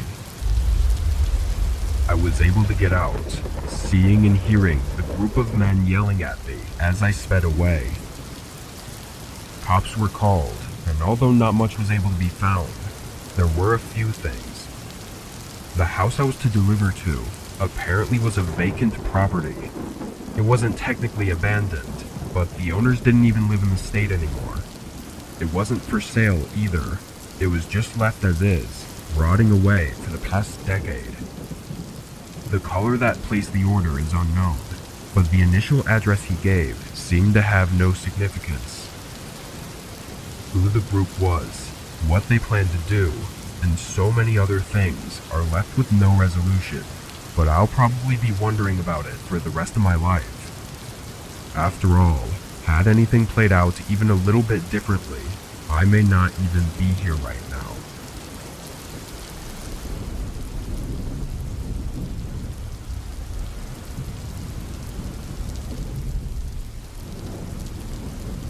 I worked at a retail store in my 20s as an overnight lead. It wasn't one of your regular big chain grocery stores. It was a local place with only about 8 or 9 locations. Most nights I'd have an overnight stalker to help out, but it wasn't uncommon for me to spend the whole shift alone. Again, not the biggest store, so it really wasn't a very intense working environment. A lot of the time I'd find myself working slow, just so I wouldn't run out of things to do. This was one of those nights where I was alone, and working at a steady pace. At the beginning of my shift, I loaded up some boxes and moved into the aisles to start stocking. It doesn't take much mental effort, so my mind was elsewhere and just thinking about random things, not really paying any attention. I went through about 3 aisles until a knock at the front entrance made me jump. I almost didn't even realize what it was because I was so spaced out, but once I did, I got really confused. I heard them knock again, loud enough to echo through the store. I walked down to the end of the aisle and looked through the large front windows, seeing a man in a hood standing at the doors. I went up to the other side. "We're closed. Won't be open until 8 a.m. I said through the glass. The man looked at me but didn't say anything. I pointed at the sign on the door. "We're closed. Sorry," I repeated. The man continued to look at me for a few seconds, then turned and walked away. I watched him walk until I couldn't see him anymore, but it didn't look like he had parked anywhere. The whole thing was odd to say the least, but I figured he was just at the wrong place or something. I went back to what I was doing, stocking up the shelves and eventually forgetting about the man. By 2 a.m., I'd gotten through half of the aisles and was ready to take my lunch break. I left the boxes where they were and went to the break room on the other end of the building. I was in there for probably a good half hour before I tossed the rest of my lunch and went back to work. I walked through the store and to the end of the aisle I was working on, but just as I looked up, there was a man walking past the other end. He looked like he was just walking across the store, not having noticed me. I froze in place, feeling that instant rush of fear. Now listening intently, I could hear the man's footsteps move toward the side of the building I'd just come from, so I moved into the aisle and hid behind the shelves. The footsteps sounded like they went toward the break room, but just before I left the aisle to try and run and get help, I heard the man rushing out of the room. The footsteps were now sprinting through the store, getting closer and closer. I ran for the other end of the aisle, looking back and seeing the man turn in and start running at me. I ran for the front door, getting my keys out and trying to unlock it with shaky hands. The man appeared at the end of the aisle just as I got it open, and just as I stepped out of the building, I saw a bright flash in the corner of my eye and heard a pop sound that made my ears ring. A gunshot, so loud I didn't even know where it landed, but I sprinted for my life around the building. I made it to my car and hid in the back seat as I called 911. From what I know, the man didn't follow me outside. He was gone by the time police made it to the store, but they found the back door to be busted open, along with some heavy tools sitting next to it. The most terrifying of their findings was the hole created by the gunshot, sitting right to the side of the front doors. Why the man broke in and was so aggressive, targeting me like that, is unknown. From his behavior, the police seemed to think it was some kind of mental breakdown or psychotic break, not having any real reason to target me specifically, other than the fact that I was alone. I no longer work there, but I can tell you that for the years following that incident, I was on edge every single night.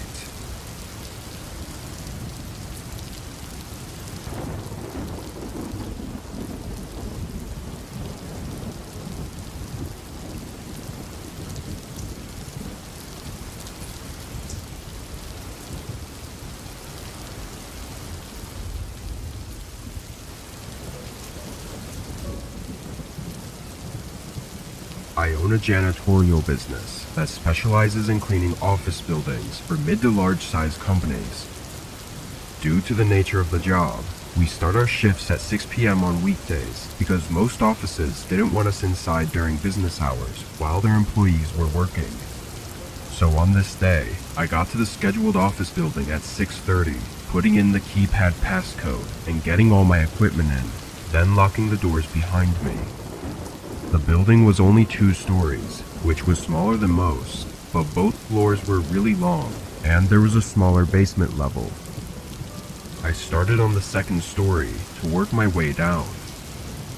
I went around grabbing all the trash and getting anything off the floors that would get in my way. Then I tied up the bags and brought them out to the dumpsters at the back of the building to toss them. While I was out there though, I saw 2 parked cars. Neither of them were on, but what was really odd about it was that this was the only nearby building, and supposedly, nobody was supposed to be here right now. I just didn't know why they would be parked out in the back of the building, or where they could even be, if not in their cars.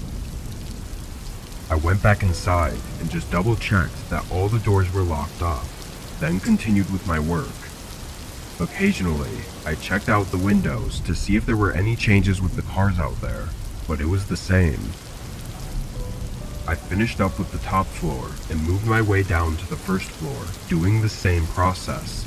But this time, when I went out to toss the trash in the dumpster, I noticed a single light was on in one of the cars. Almost as soon as I stepped out though, it turned off. This made me uneasy, so I quickly tossed everything and went back in. Seeing that someone was actually in there made it a lot more odd. I tried to work faster, finishing the floor by 11 p.m., which was much quicker than the previous. Then it was just the small basement level and I'd be done. I moved everything down and got to work.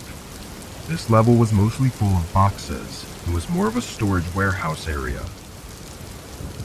While I was down there, I heard a thud echo through the building. It came from one of the floors above me, so I couldn't tell much of what the sound was or where on those floors it sounded from. I put down my things and started walking up the steps, but stopped halfway through when I heard voices coming down the upper hallway. 2 men talking back and forth at a regular volume, like they weren't even afraid of me being in here. I started to back down the stairs and moved behind some of the boxes, then dialed 911. Before I had a chance to say anything though, footsteps began making their way down to the basement. I only saw the man's shadow on the wall before I completely hid myself behind the shelf of boxes. I heard him walk around a little bit, then yell upstairs to the other man. No, I don't see anyone. I think we're good. He walked up the steps, and I peered out one more time, seeing his shadow again, but I could tell he was holding something small in his hand, which just made me even more scared than I already was.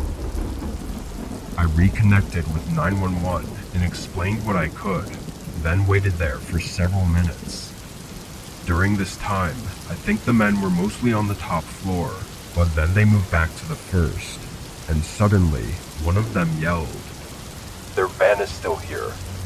Both of their footsteps started rushing around, but not leaving. They were looking for me.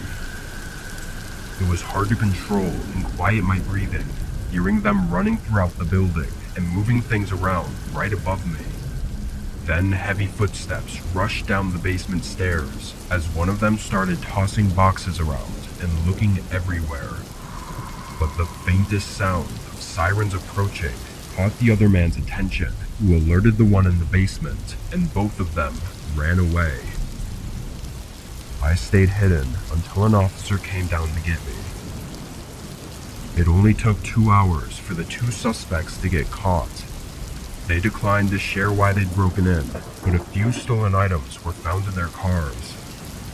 It's safe to say they weren't the smartest, as they seemed to just guess whether I'd left, rather than just starting by looking for my van to see if I was there.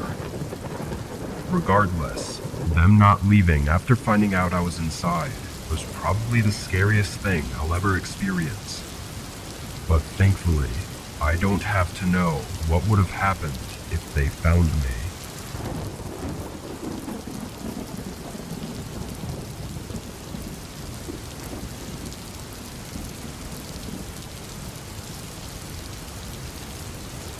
I've been a police officer for my county for almost a decade. I've seen some crazy and disturbing things, sometimes making me question why I even chose this career path. But what happened on this night still sticks with me and is often the event that I think about the most. It was nearing the end of winter, but where I'm located it stays cold until about mid-spring. This night I was set to be on patrol of the major highway for most of my shift. On a typical night I would probably stop 2 or 3 cars for speeding, and otherwise wouldn't do much else.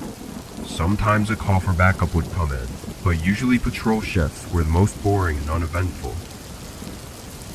I was driving along the highway, doing the usual circle, until about 2 a.m. when I passed a car on the side of the road that wasn't there before. Its lights were off, and it was far on the shoulder of the highway, so I didn't see it until I was already passing it. I turned off the next exit and made an entire circle, taking 15 minutes before I got back to where I'd seen it. I was under the assumption it was just an abandoned broken down vehicle that maybe I didn't notice before, so I wasn't in a rush. I pulled in behind it, parking about 15 feet away and leaving my headlights on. I called in to report that I was investigating a presumably empty vehicle on the southbound highway. Then I got out with my flashlight and walked up to the car. My first impression was of how old it was. It looked like something from the 90s and was rusted all over, along with dents and scratches. I walked up to the driver's side window and held my flashlight up. Nobody was inside, but as I shined it around, I happened to notice some really worrying signs. There was a pile of clothes in the back seat, looking like they belonged to a young woman, but the way they were scattered around just didn't look right. I moved around to the other side of the vehicle, but a faint sound from behind me caught my attention. I quickly turned and pointed my flashlight out into the woods surrounding the highway, and immediately the sound stopped, but I had heard enough to know that it was footsteps. Someone was walking out there, maybe even watching me. I yelled out, directing them to move into the light with their hands raised. A moment passed, then I yelled again, but it was silent. I felt my heart beating in my chest as I called in to update on the situation and get backup to come. I stood there, staring into the woods and honestly fearing for my life. If something had happened here, there would be reason for whoever was out there to try and stop me from finding out. I held up my firearm and moved further behind the car, still keeping an eye on the tree line, but not exposing my whole body. The next 5 minutes were brutally nerve-wracking, but finally, another officer pulled onto the scene, and right away, I heard footsteps sprinting further into the woods. We immediately got to searching the vehicle, and it was clear that something was going on, but searching the woods in the middle of the night while someone likely dangerous was out there was not a safe option. Along with indicators of violence, we found an empty ammo package, so it's also likely that they had a firearm on them. Knowing someone was out there watching me the whole time, maybe even having me in the sights of their weapon, is one of the most unnerving feelings, even to just think about. The following day, we were able to get more information and run a more thorough investigation, but the car was untraceable, and although some shoe prints were found in the woods, they faded out pretty quick, without any direction. What really happened that night still remains an open case, with no leads on suspects or victims, which now has just left me unable to stop thinking about it.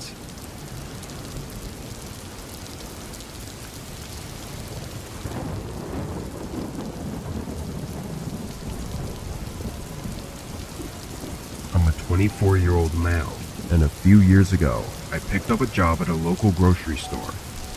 I was doing community college and just wanted some money to help pay for food and going out with friends. After a couple months of working there, I started to get used to the regular customers that came in a lot. Most of them were nice, or otherwise just average people, but this one guy always had something weird about him. He came in most nights around 9, which was an hour before closing, and would walk around the store for a long time before eventually getting 1 or 2 items and checking out. For how long he would spend walking around almost every night, it was really weird that he'd only end up with a couple things. He didn't ever talk much, but I had assumed he was living on the streets or out of his car, and that would explain why he only got a few things. His clothes were never clean, and he just looked unkempt all around. Anyway, this went on for several weeks, if not months. I never thought too much on it after a while, because it was such a normal part of work now. But then one night, he came in as usual, but instead of walking around the store, he came right up to the register I was at. I asked if he needed help with anything, and the man just looked at me for a second, before asking if I drove the old Toyota that was out in the parking lot. Immediately, I found it a bit weird that he would know that, but I said yes because I didn't see where this was going. I thought maybe there was something wrong with my car, but the man kept his straight face and walked away from the register. Obviously, this was really weird, so I asked my coworker to watch over the registers for a moment. Then I went to the front of the store and looked out into the parking lot. My car was right where I'd parked it and didn't seem to have anything wrong with it. I went back inside and to the register, thinking I would just ask the man when he came to check out, but he never did. I don't know when he left, but the store closed without him ever coming to the register like he usually would. That night, when I left, I checked all around my car, and nothing seemed off. It left me just confused. The next day, I planned again to ask the man, but he didn't come in. For the next whole month, the man never showed up again. I was just left to wonder about why he asked about my car, seemingly out of nowhere and for no reason. Then on a Saturday night, I clocked out of work as usual. This was the one night of the week where I'd be the only cashier, so at the end of the night, I always left by myself. But when I began walking through the parking lot toward my car, I got this really strange feeling in my gut. Maybe I just remember it wrong, or maybe there really was some intuition about something, but I just felt that something was off. I walked quickly and got in my car, glancing around the parking lot. It was pretty much empty, and had nothing to give me reason to believe something was wrong. I turned my car on, and just before I put it in drive, I heard the slightest sound from right behind me. Then, out of the corner of my eye, I saw something move in the mirror that was facing my back seat. I left the car running as I sprinted out and stood a few spaces away from my car, looking back at the window of the back seat and seeing a figure moving around. I turned and ran for the store, going back in and calling the police. By the time they arrived, my car was empty. There were no signs of forced entry either, so they had to have some illegal key copy, or I'd have to have left the doors unlocked by accident. I'm fairly certain it was the strange man from weeks ago, but I didn't know why. If it was him though, maybe he had been trying to get in for the entire month that I hadn't seen him, and was waiting for me to forget to lock the doors. I do think that I locked them that night, but every once in a while I probably forget without even knowing, so I can't write it off completely. However, the man that was back there clearly wasn't trying to just rob the car, and even tried to stay hidden after I'd gotten in and turned it on. It's horrifying, knowing that I was so close to having left that parking lot and driving away unknowingly with him in the back seat. And once we were gone, Who knows what would have happened? They might have waited until I pulled into my house, or I might have never even gotten home that night.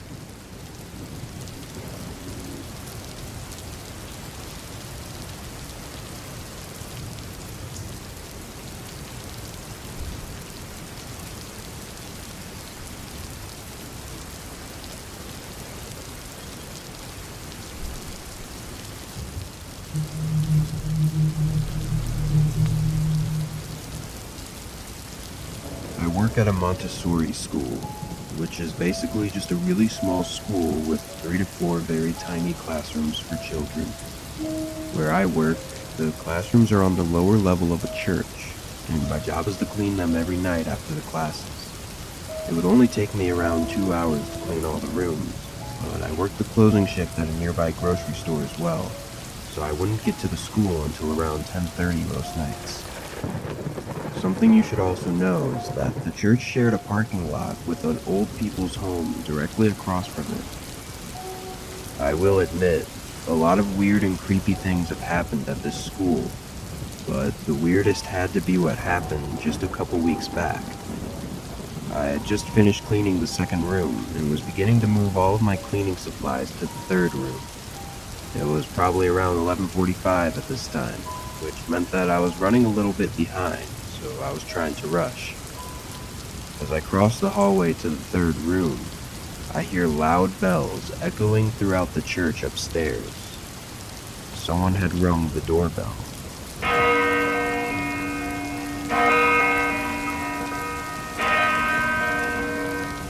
Nobody has ever shown up during any of my shifts before, as it was always so late. Both the school and the church were closed hours before. I was a little nervous, so I slowly made my way up the stairs and towards the door. It was one of those wooden doors with big tinted glass windows on it. Trying not to be seen, I looked around the corner to see who was outside. I saw an old woman, probably in her 70s or 80s, just standing right outside the door. I backed away before she could notice me. I decided to ignore it. Figured she had just wandered off, and one of the attendants at the old people's home would pick her up. I started my cleaning again, mopping the floors of the room. But only a few minutes later, I heard banging echo through the halls. I jumped a little, then I stopped to listen. The banging stopped for a few seconds and was followed by the old lady yelling from outside. It was hard to make out what she was saying, so I made my way back upstairs, where I could hear clearly what she was calling out for. She was calling for someone named Abby. She was just repeating her name over and over.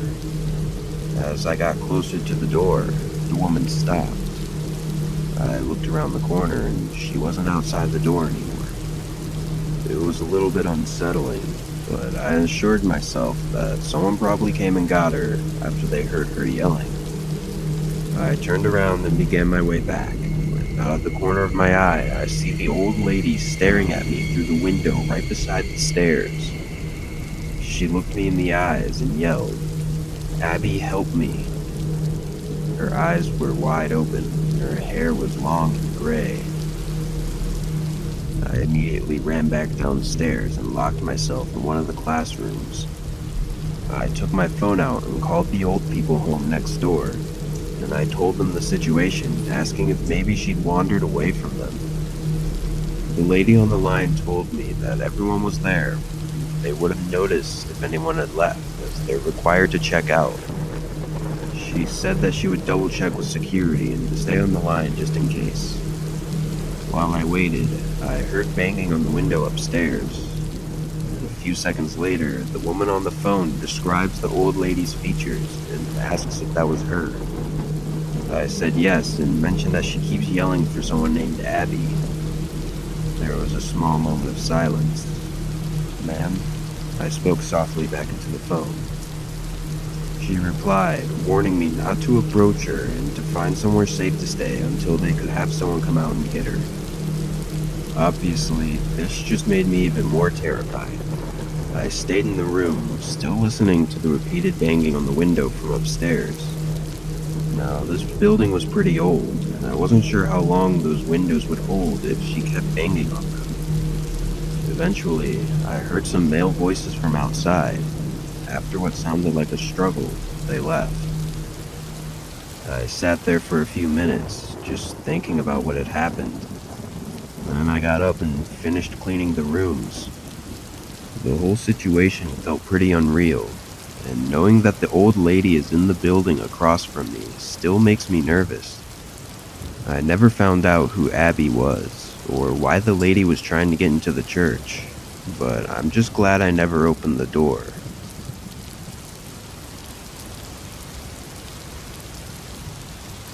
I used to work the register at a local gas station, though I've since left, as there were a lot of strange things that happened when I would work overnight.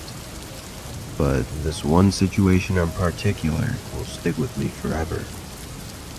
I only worked the night shift a few days a week, usually Friday and Saturday. My shifts were usually boring and honestly just a game of trying to stay awake. The only thing I really had to do was stock the shelves and occasionally help a customer. I would get a lot of drunk people or families on road trips, and sometimes even whole groups of friends. But for the most part, it was pretty quiet. On this night, it was around 2 a.m., and I hadn't had a customer in over an hour, so I was starting to doze off a little bit. The desk was around the corner from the entrance, and there was a bell on the door that rang when somebody walked in. So usually falling asleep wasn't too big of a deal. I woke up after a few minutes, hearing the bell ring, and a few seconds later, saw a customer walk in. He looked like a typical 30-year-old man that would come in for some beer or a snack.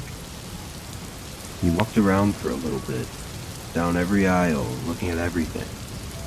Now, I've worked in retail for a long time, and I know what it looks like when someone is looking for something specific. But this man had nothing in mind. He was just looking at the shelves, browsing the store. During the day, this is pretty normal, but people don't usually come in at 2 a.m. to browse the gas station shelves. I looked out the window to my left to see if he was filling up his car and was maybe just passing the time, but there were no cars outside. A couple minutes went by before he eventually looked over at me and said thanks, and then walked out. I didn't know what to make of that, but I just figured he stole something small and was just being a dick about it. The whole situation left my mind after a few minutes, and I started to get really tired again. This time, I decided to grab my cart of items to stock and start filling up the shelves to pass the time.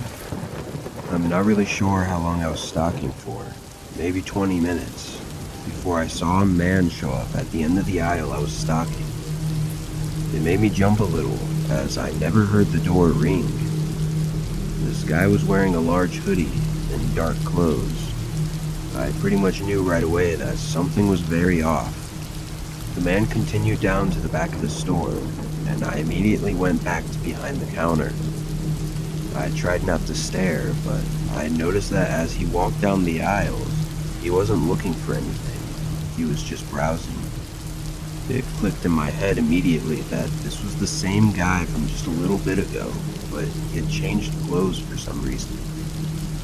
I also came to the realization that he probably came initially to scope out the place before doing whatever he planned on doing. I started to panic in my head. The man began to come down the aisle closest to the counter, and I could see something heavy in his front hoodie pocket. I made a split-second decision to try and prevent any further escalation, and I said, "Welcome back, sir. Need help finding anything?" He made eye contact with me, and I could tell he knew exactly what I was trying to do. He approached the counter, not saying a word, and brought his hand out of his pocket, revealing a small handgun. Then he grabbed a small pack of gum from beside the counter and placed it in front of me. He said, "Just this." Confused and in shock as to what was happening, I didn't even react for a few seconds before eventually scanning the gun nervously.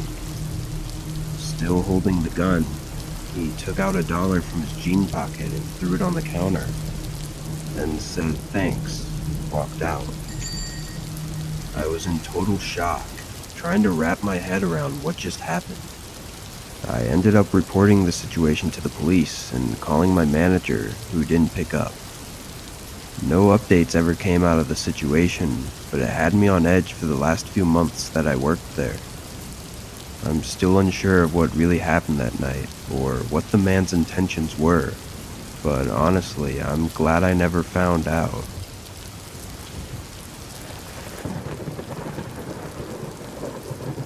I work as a cybersecurity analyst for a large office company in my town. I had just started off my first job in the field, so of course I had to work the shift that nobody else wanted to. Working overnight wasn't as terrible as I thought, though. It was actually pretty peaceful. My job mainly consisted of looking through log files to make sure nothing sketchy happened while the rest of the crew was sleeping. This meant that I was always pretty much alone in the office building for several hours. I'd fall asleep pretty often, as staring at a screen for hours on end in the middle of the night was hard on my eyes, and with nobody there to keep me company, staying awake wasn't very easy. I started setting soft alarms on my phone to go off every hour, just to make sure that I didn't sleep through my entire shift. I had been working this job for about 4 months when this happened, and I actually still work there now. It was a regular night, and my coworker had just finished his shift at 12 o'clock and left the building. A couple minutes later, I got up and started the coffee machine, and then I walked down the main hallway to do a general check for anyone still in the building. This was my regular routine, just to make myself more comfortable. I sat back down at my desk and took my phone out to turn on the alarms, and then continued on with my work. It was about 20 minutes later when I realized I had never heard the coffee machine beep that it was done, and I went to check on it. I walked down the hall to the small coffee desk and saw that there was no coffee in the pot, and then I saw that the entire coffee machine was turned off.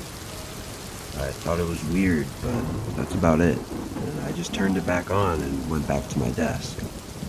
As soon as I sat down, I noticed my phone wasn't where I had left it on the desk. I patted down my pockets and ran back to the coffee desk, but it wasn't there either. I played it back in my memory, and I knew for sure that I had placed it right on my desk right next to my keyboard. I started to get really freaked out and looked around frantically. The way my desk was set up, it was right in the middle of a large room with other desks and computers. I felt like I was being watched as I stood there in the middle, knowing that someone else had to be in there with me. Nervously, I called out in a shaky voice to my friend, really hoping that it was just him playing some dumb prank on me. I waited for a few seconds, but there was no reply. As I stood by my desk, another few seconds went by before I heard a soft shuffling coming from behind the desk in the far corner. Almost immediately after, my phone alarm rang from the opposite corner of the room. My first thought was that there were probably 2 unknown strangers in the room with me, and I instantly started running for the door out of the building. I didn't hear any footsteps behind me as I made it out, but I didn't take any chances. I ran across the street to a neighboring gas station. I called 911 with their phone to report the unknown people in our office building. The police arrived quicker than I thought and searched the building. They brought out a man after only a few minutes, though I didn't recognize him at all. They also retrieved my phone, which they found behind some boxes in the corner of the office. He was also found with a small knife in his pocket. The next day, we got a lot more information about what really took place. Apparently, the man was an old employee who had been fired recently before I started working there. The man told the police he was trying to scare me in order to get me to leave the building so that he could take back his company laptop. Apparently he had information that he wanted from it. At least, those were his claims. It all seems really weird to me, and I'm not sure if I even trusted his reasonings to breaking in, but my coworkers did say that they remembered the guy, and he was definitely a little bit strange. I'm glad I got out of there when I did, though, because I'm not sure what would have happened if his plan didn't work, and I chose to stay in the building.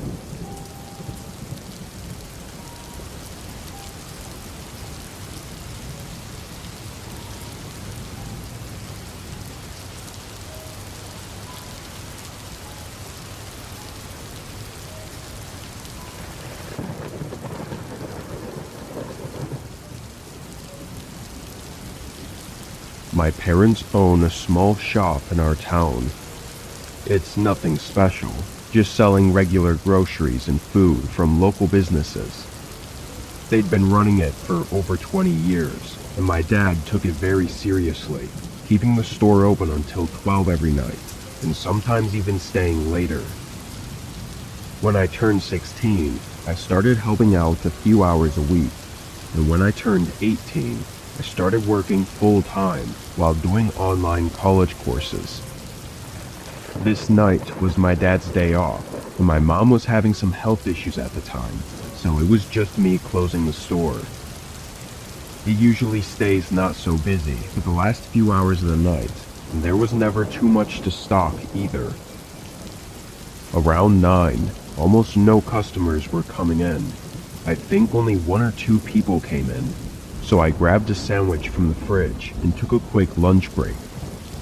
Of course, right when I did, someone walked in. I made my way back to the front desk and put the sandwich aside, waiting for the customer to finish shopping first. I pulled my phone out, and after a couple minutes, I looked up to see how the customer was doing, but didn't see him.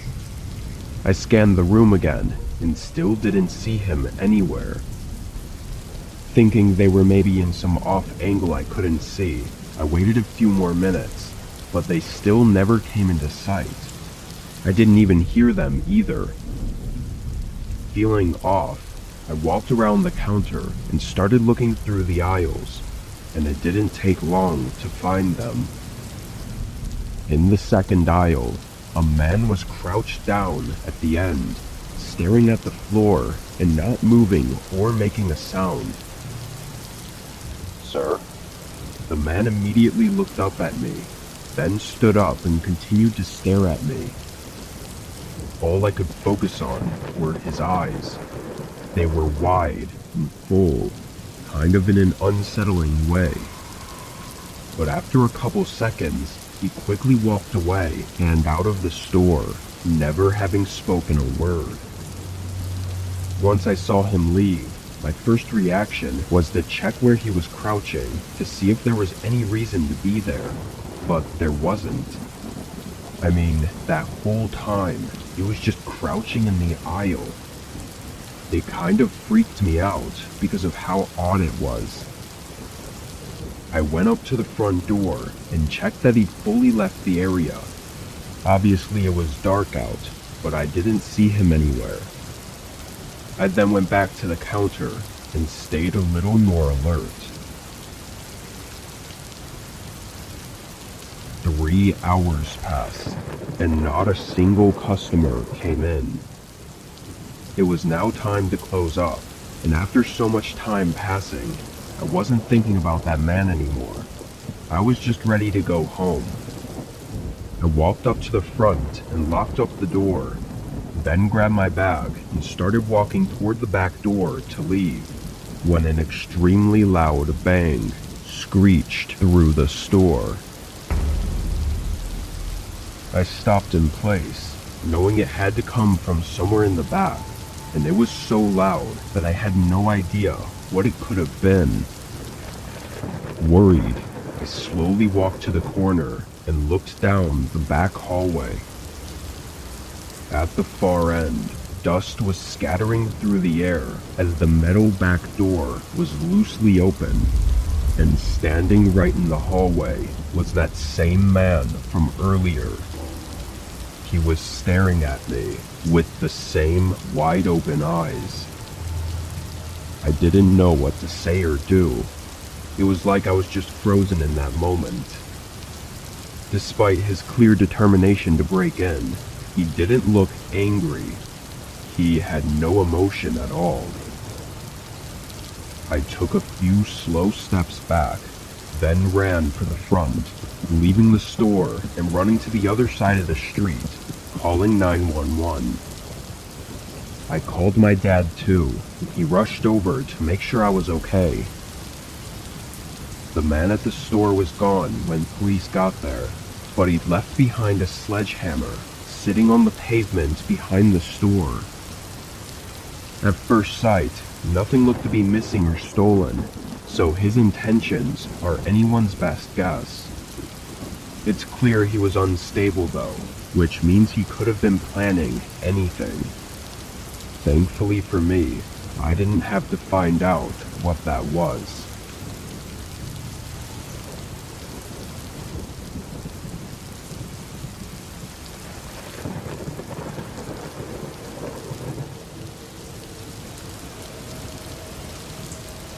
I'm a warehouse worker for a small business in my city.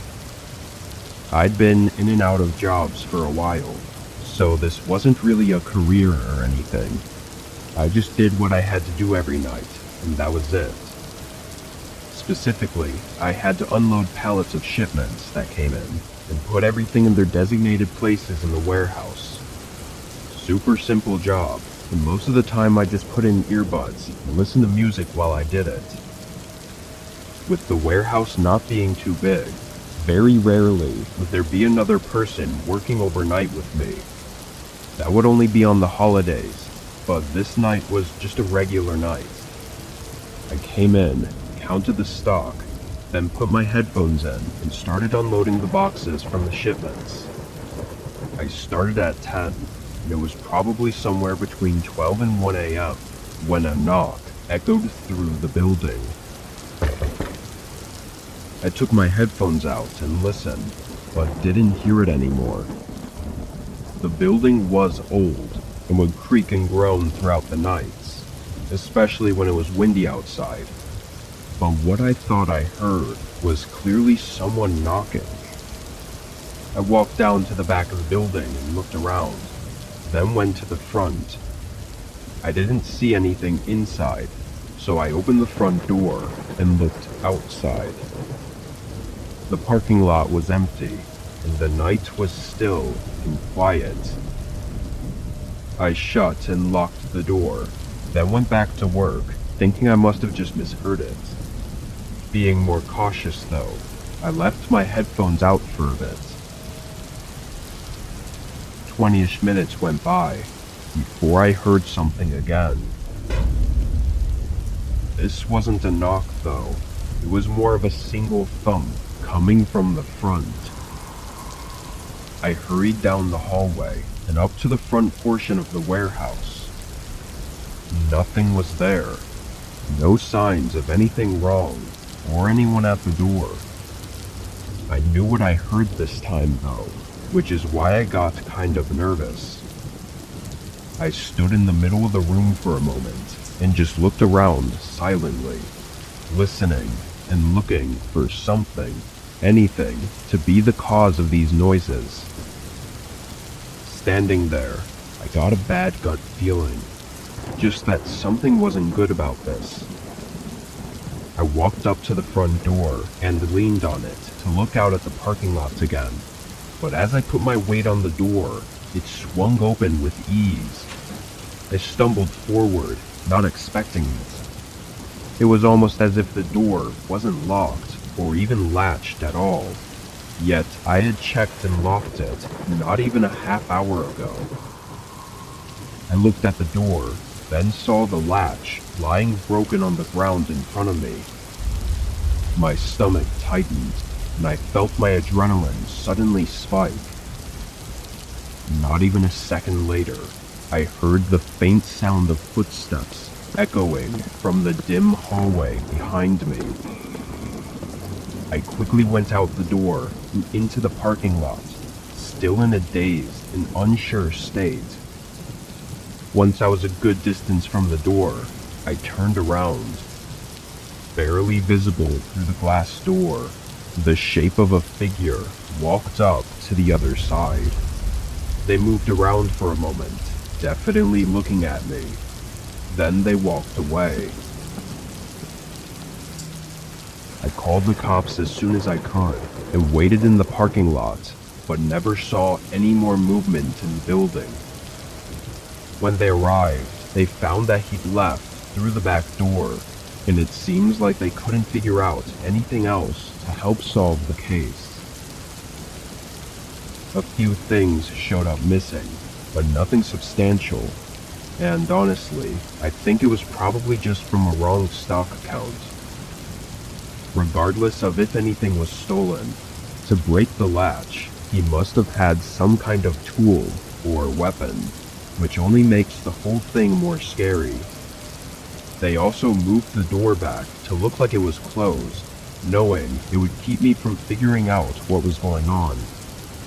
Maybe if I hadn't noticed the door was broken, I would have come face to face with whoever that man was, and I have no way of knowing how that would have turned out. Although unlikely, I couldn't shake the feeling that he was coming after me for some reason, so I've since left that job and moved on, hoping I don't run into him again.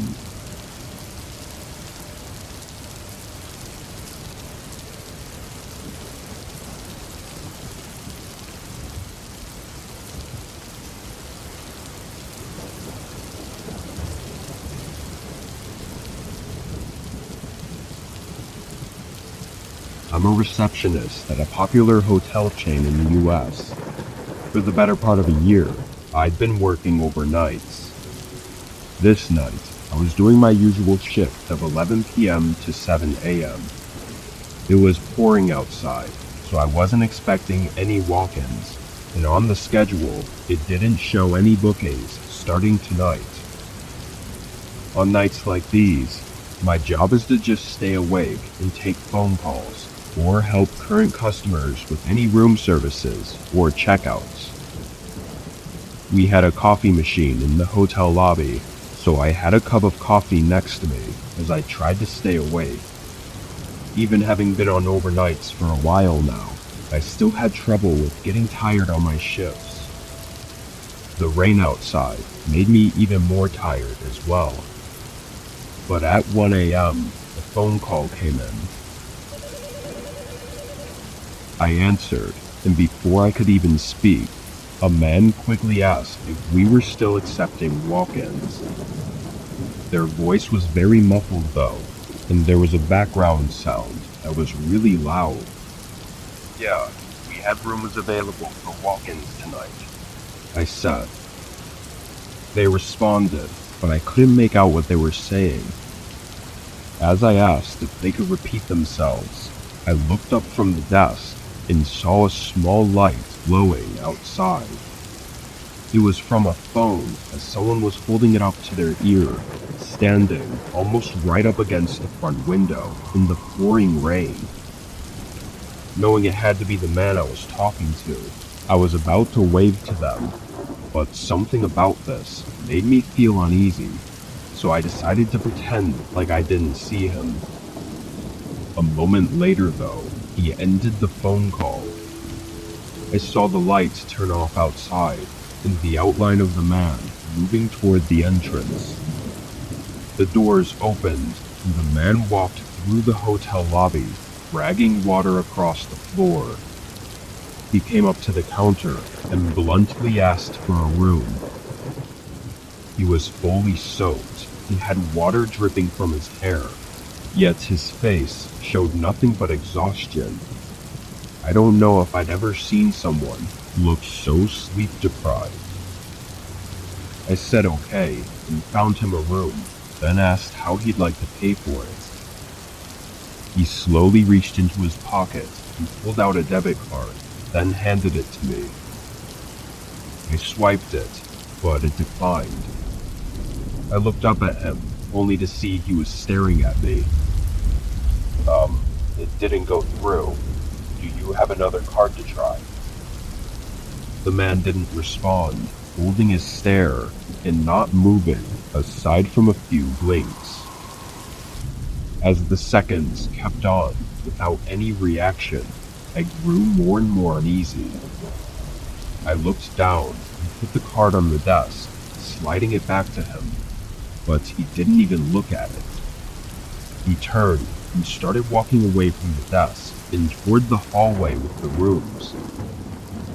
By now, I knew something wasn't right, so I quickly pressed the button that calls for police, then went out to the hallway the man was in, finding him standing at the door to one of the rooms. He started pounding on it, yelling in a harsh voice for them to open the door. I tried telling him to stop, but I didn't want to get too close, not knowing if he was in some kind of dangerous state. But then he pulled a small knife from his pocket and started trying to pry the door open. I yelled at him to stop and that the police were on their way. The man stopped for a second and shot an awful glance at me, then faced me and screamed at me to open the door for him as he started walking down the hallway. I was terrified and just ran right out of the hotel and into the parking lot. Through the window, I could see him go back to the same door and continue pounding on it. Police were quick to show up, making it inside before the man could get into the room.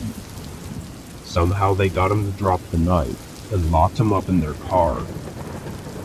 The person that was in the room came out. It was a kind young lady, visibly shaking and horrified. Turned out, the man was an ex of hers that she hadn't seen or talked to in over 10 years.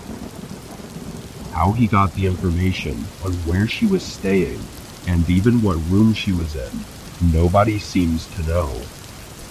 They aren't even sure how long he'd been stalking her for, which is really disturbing.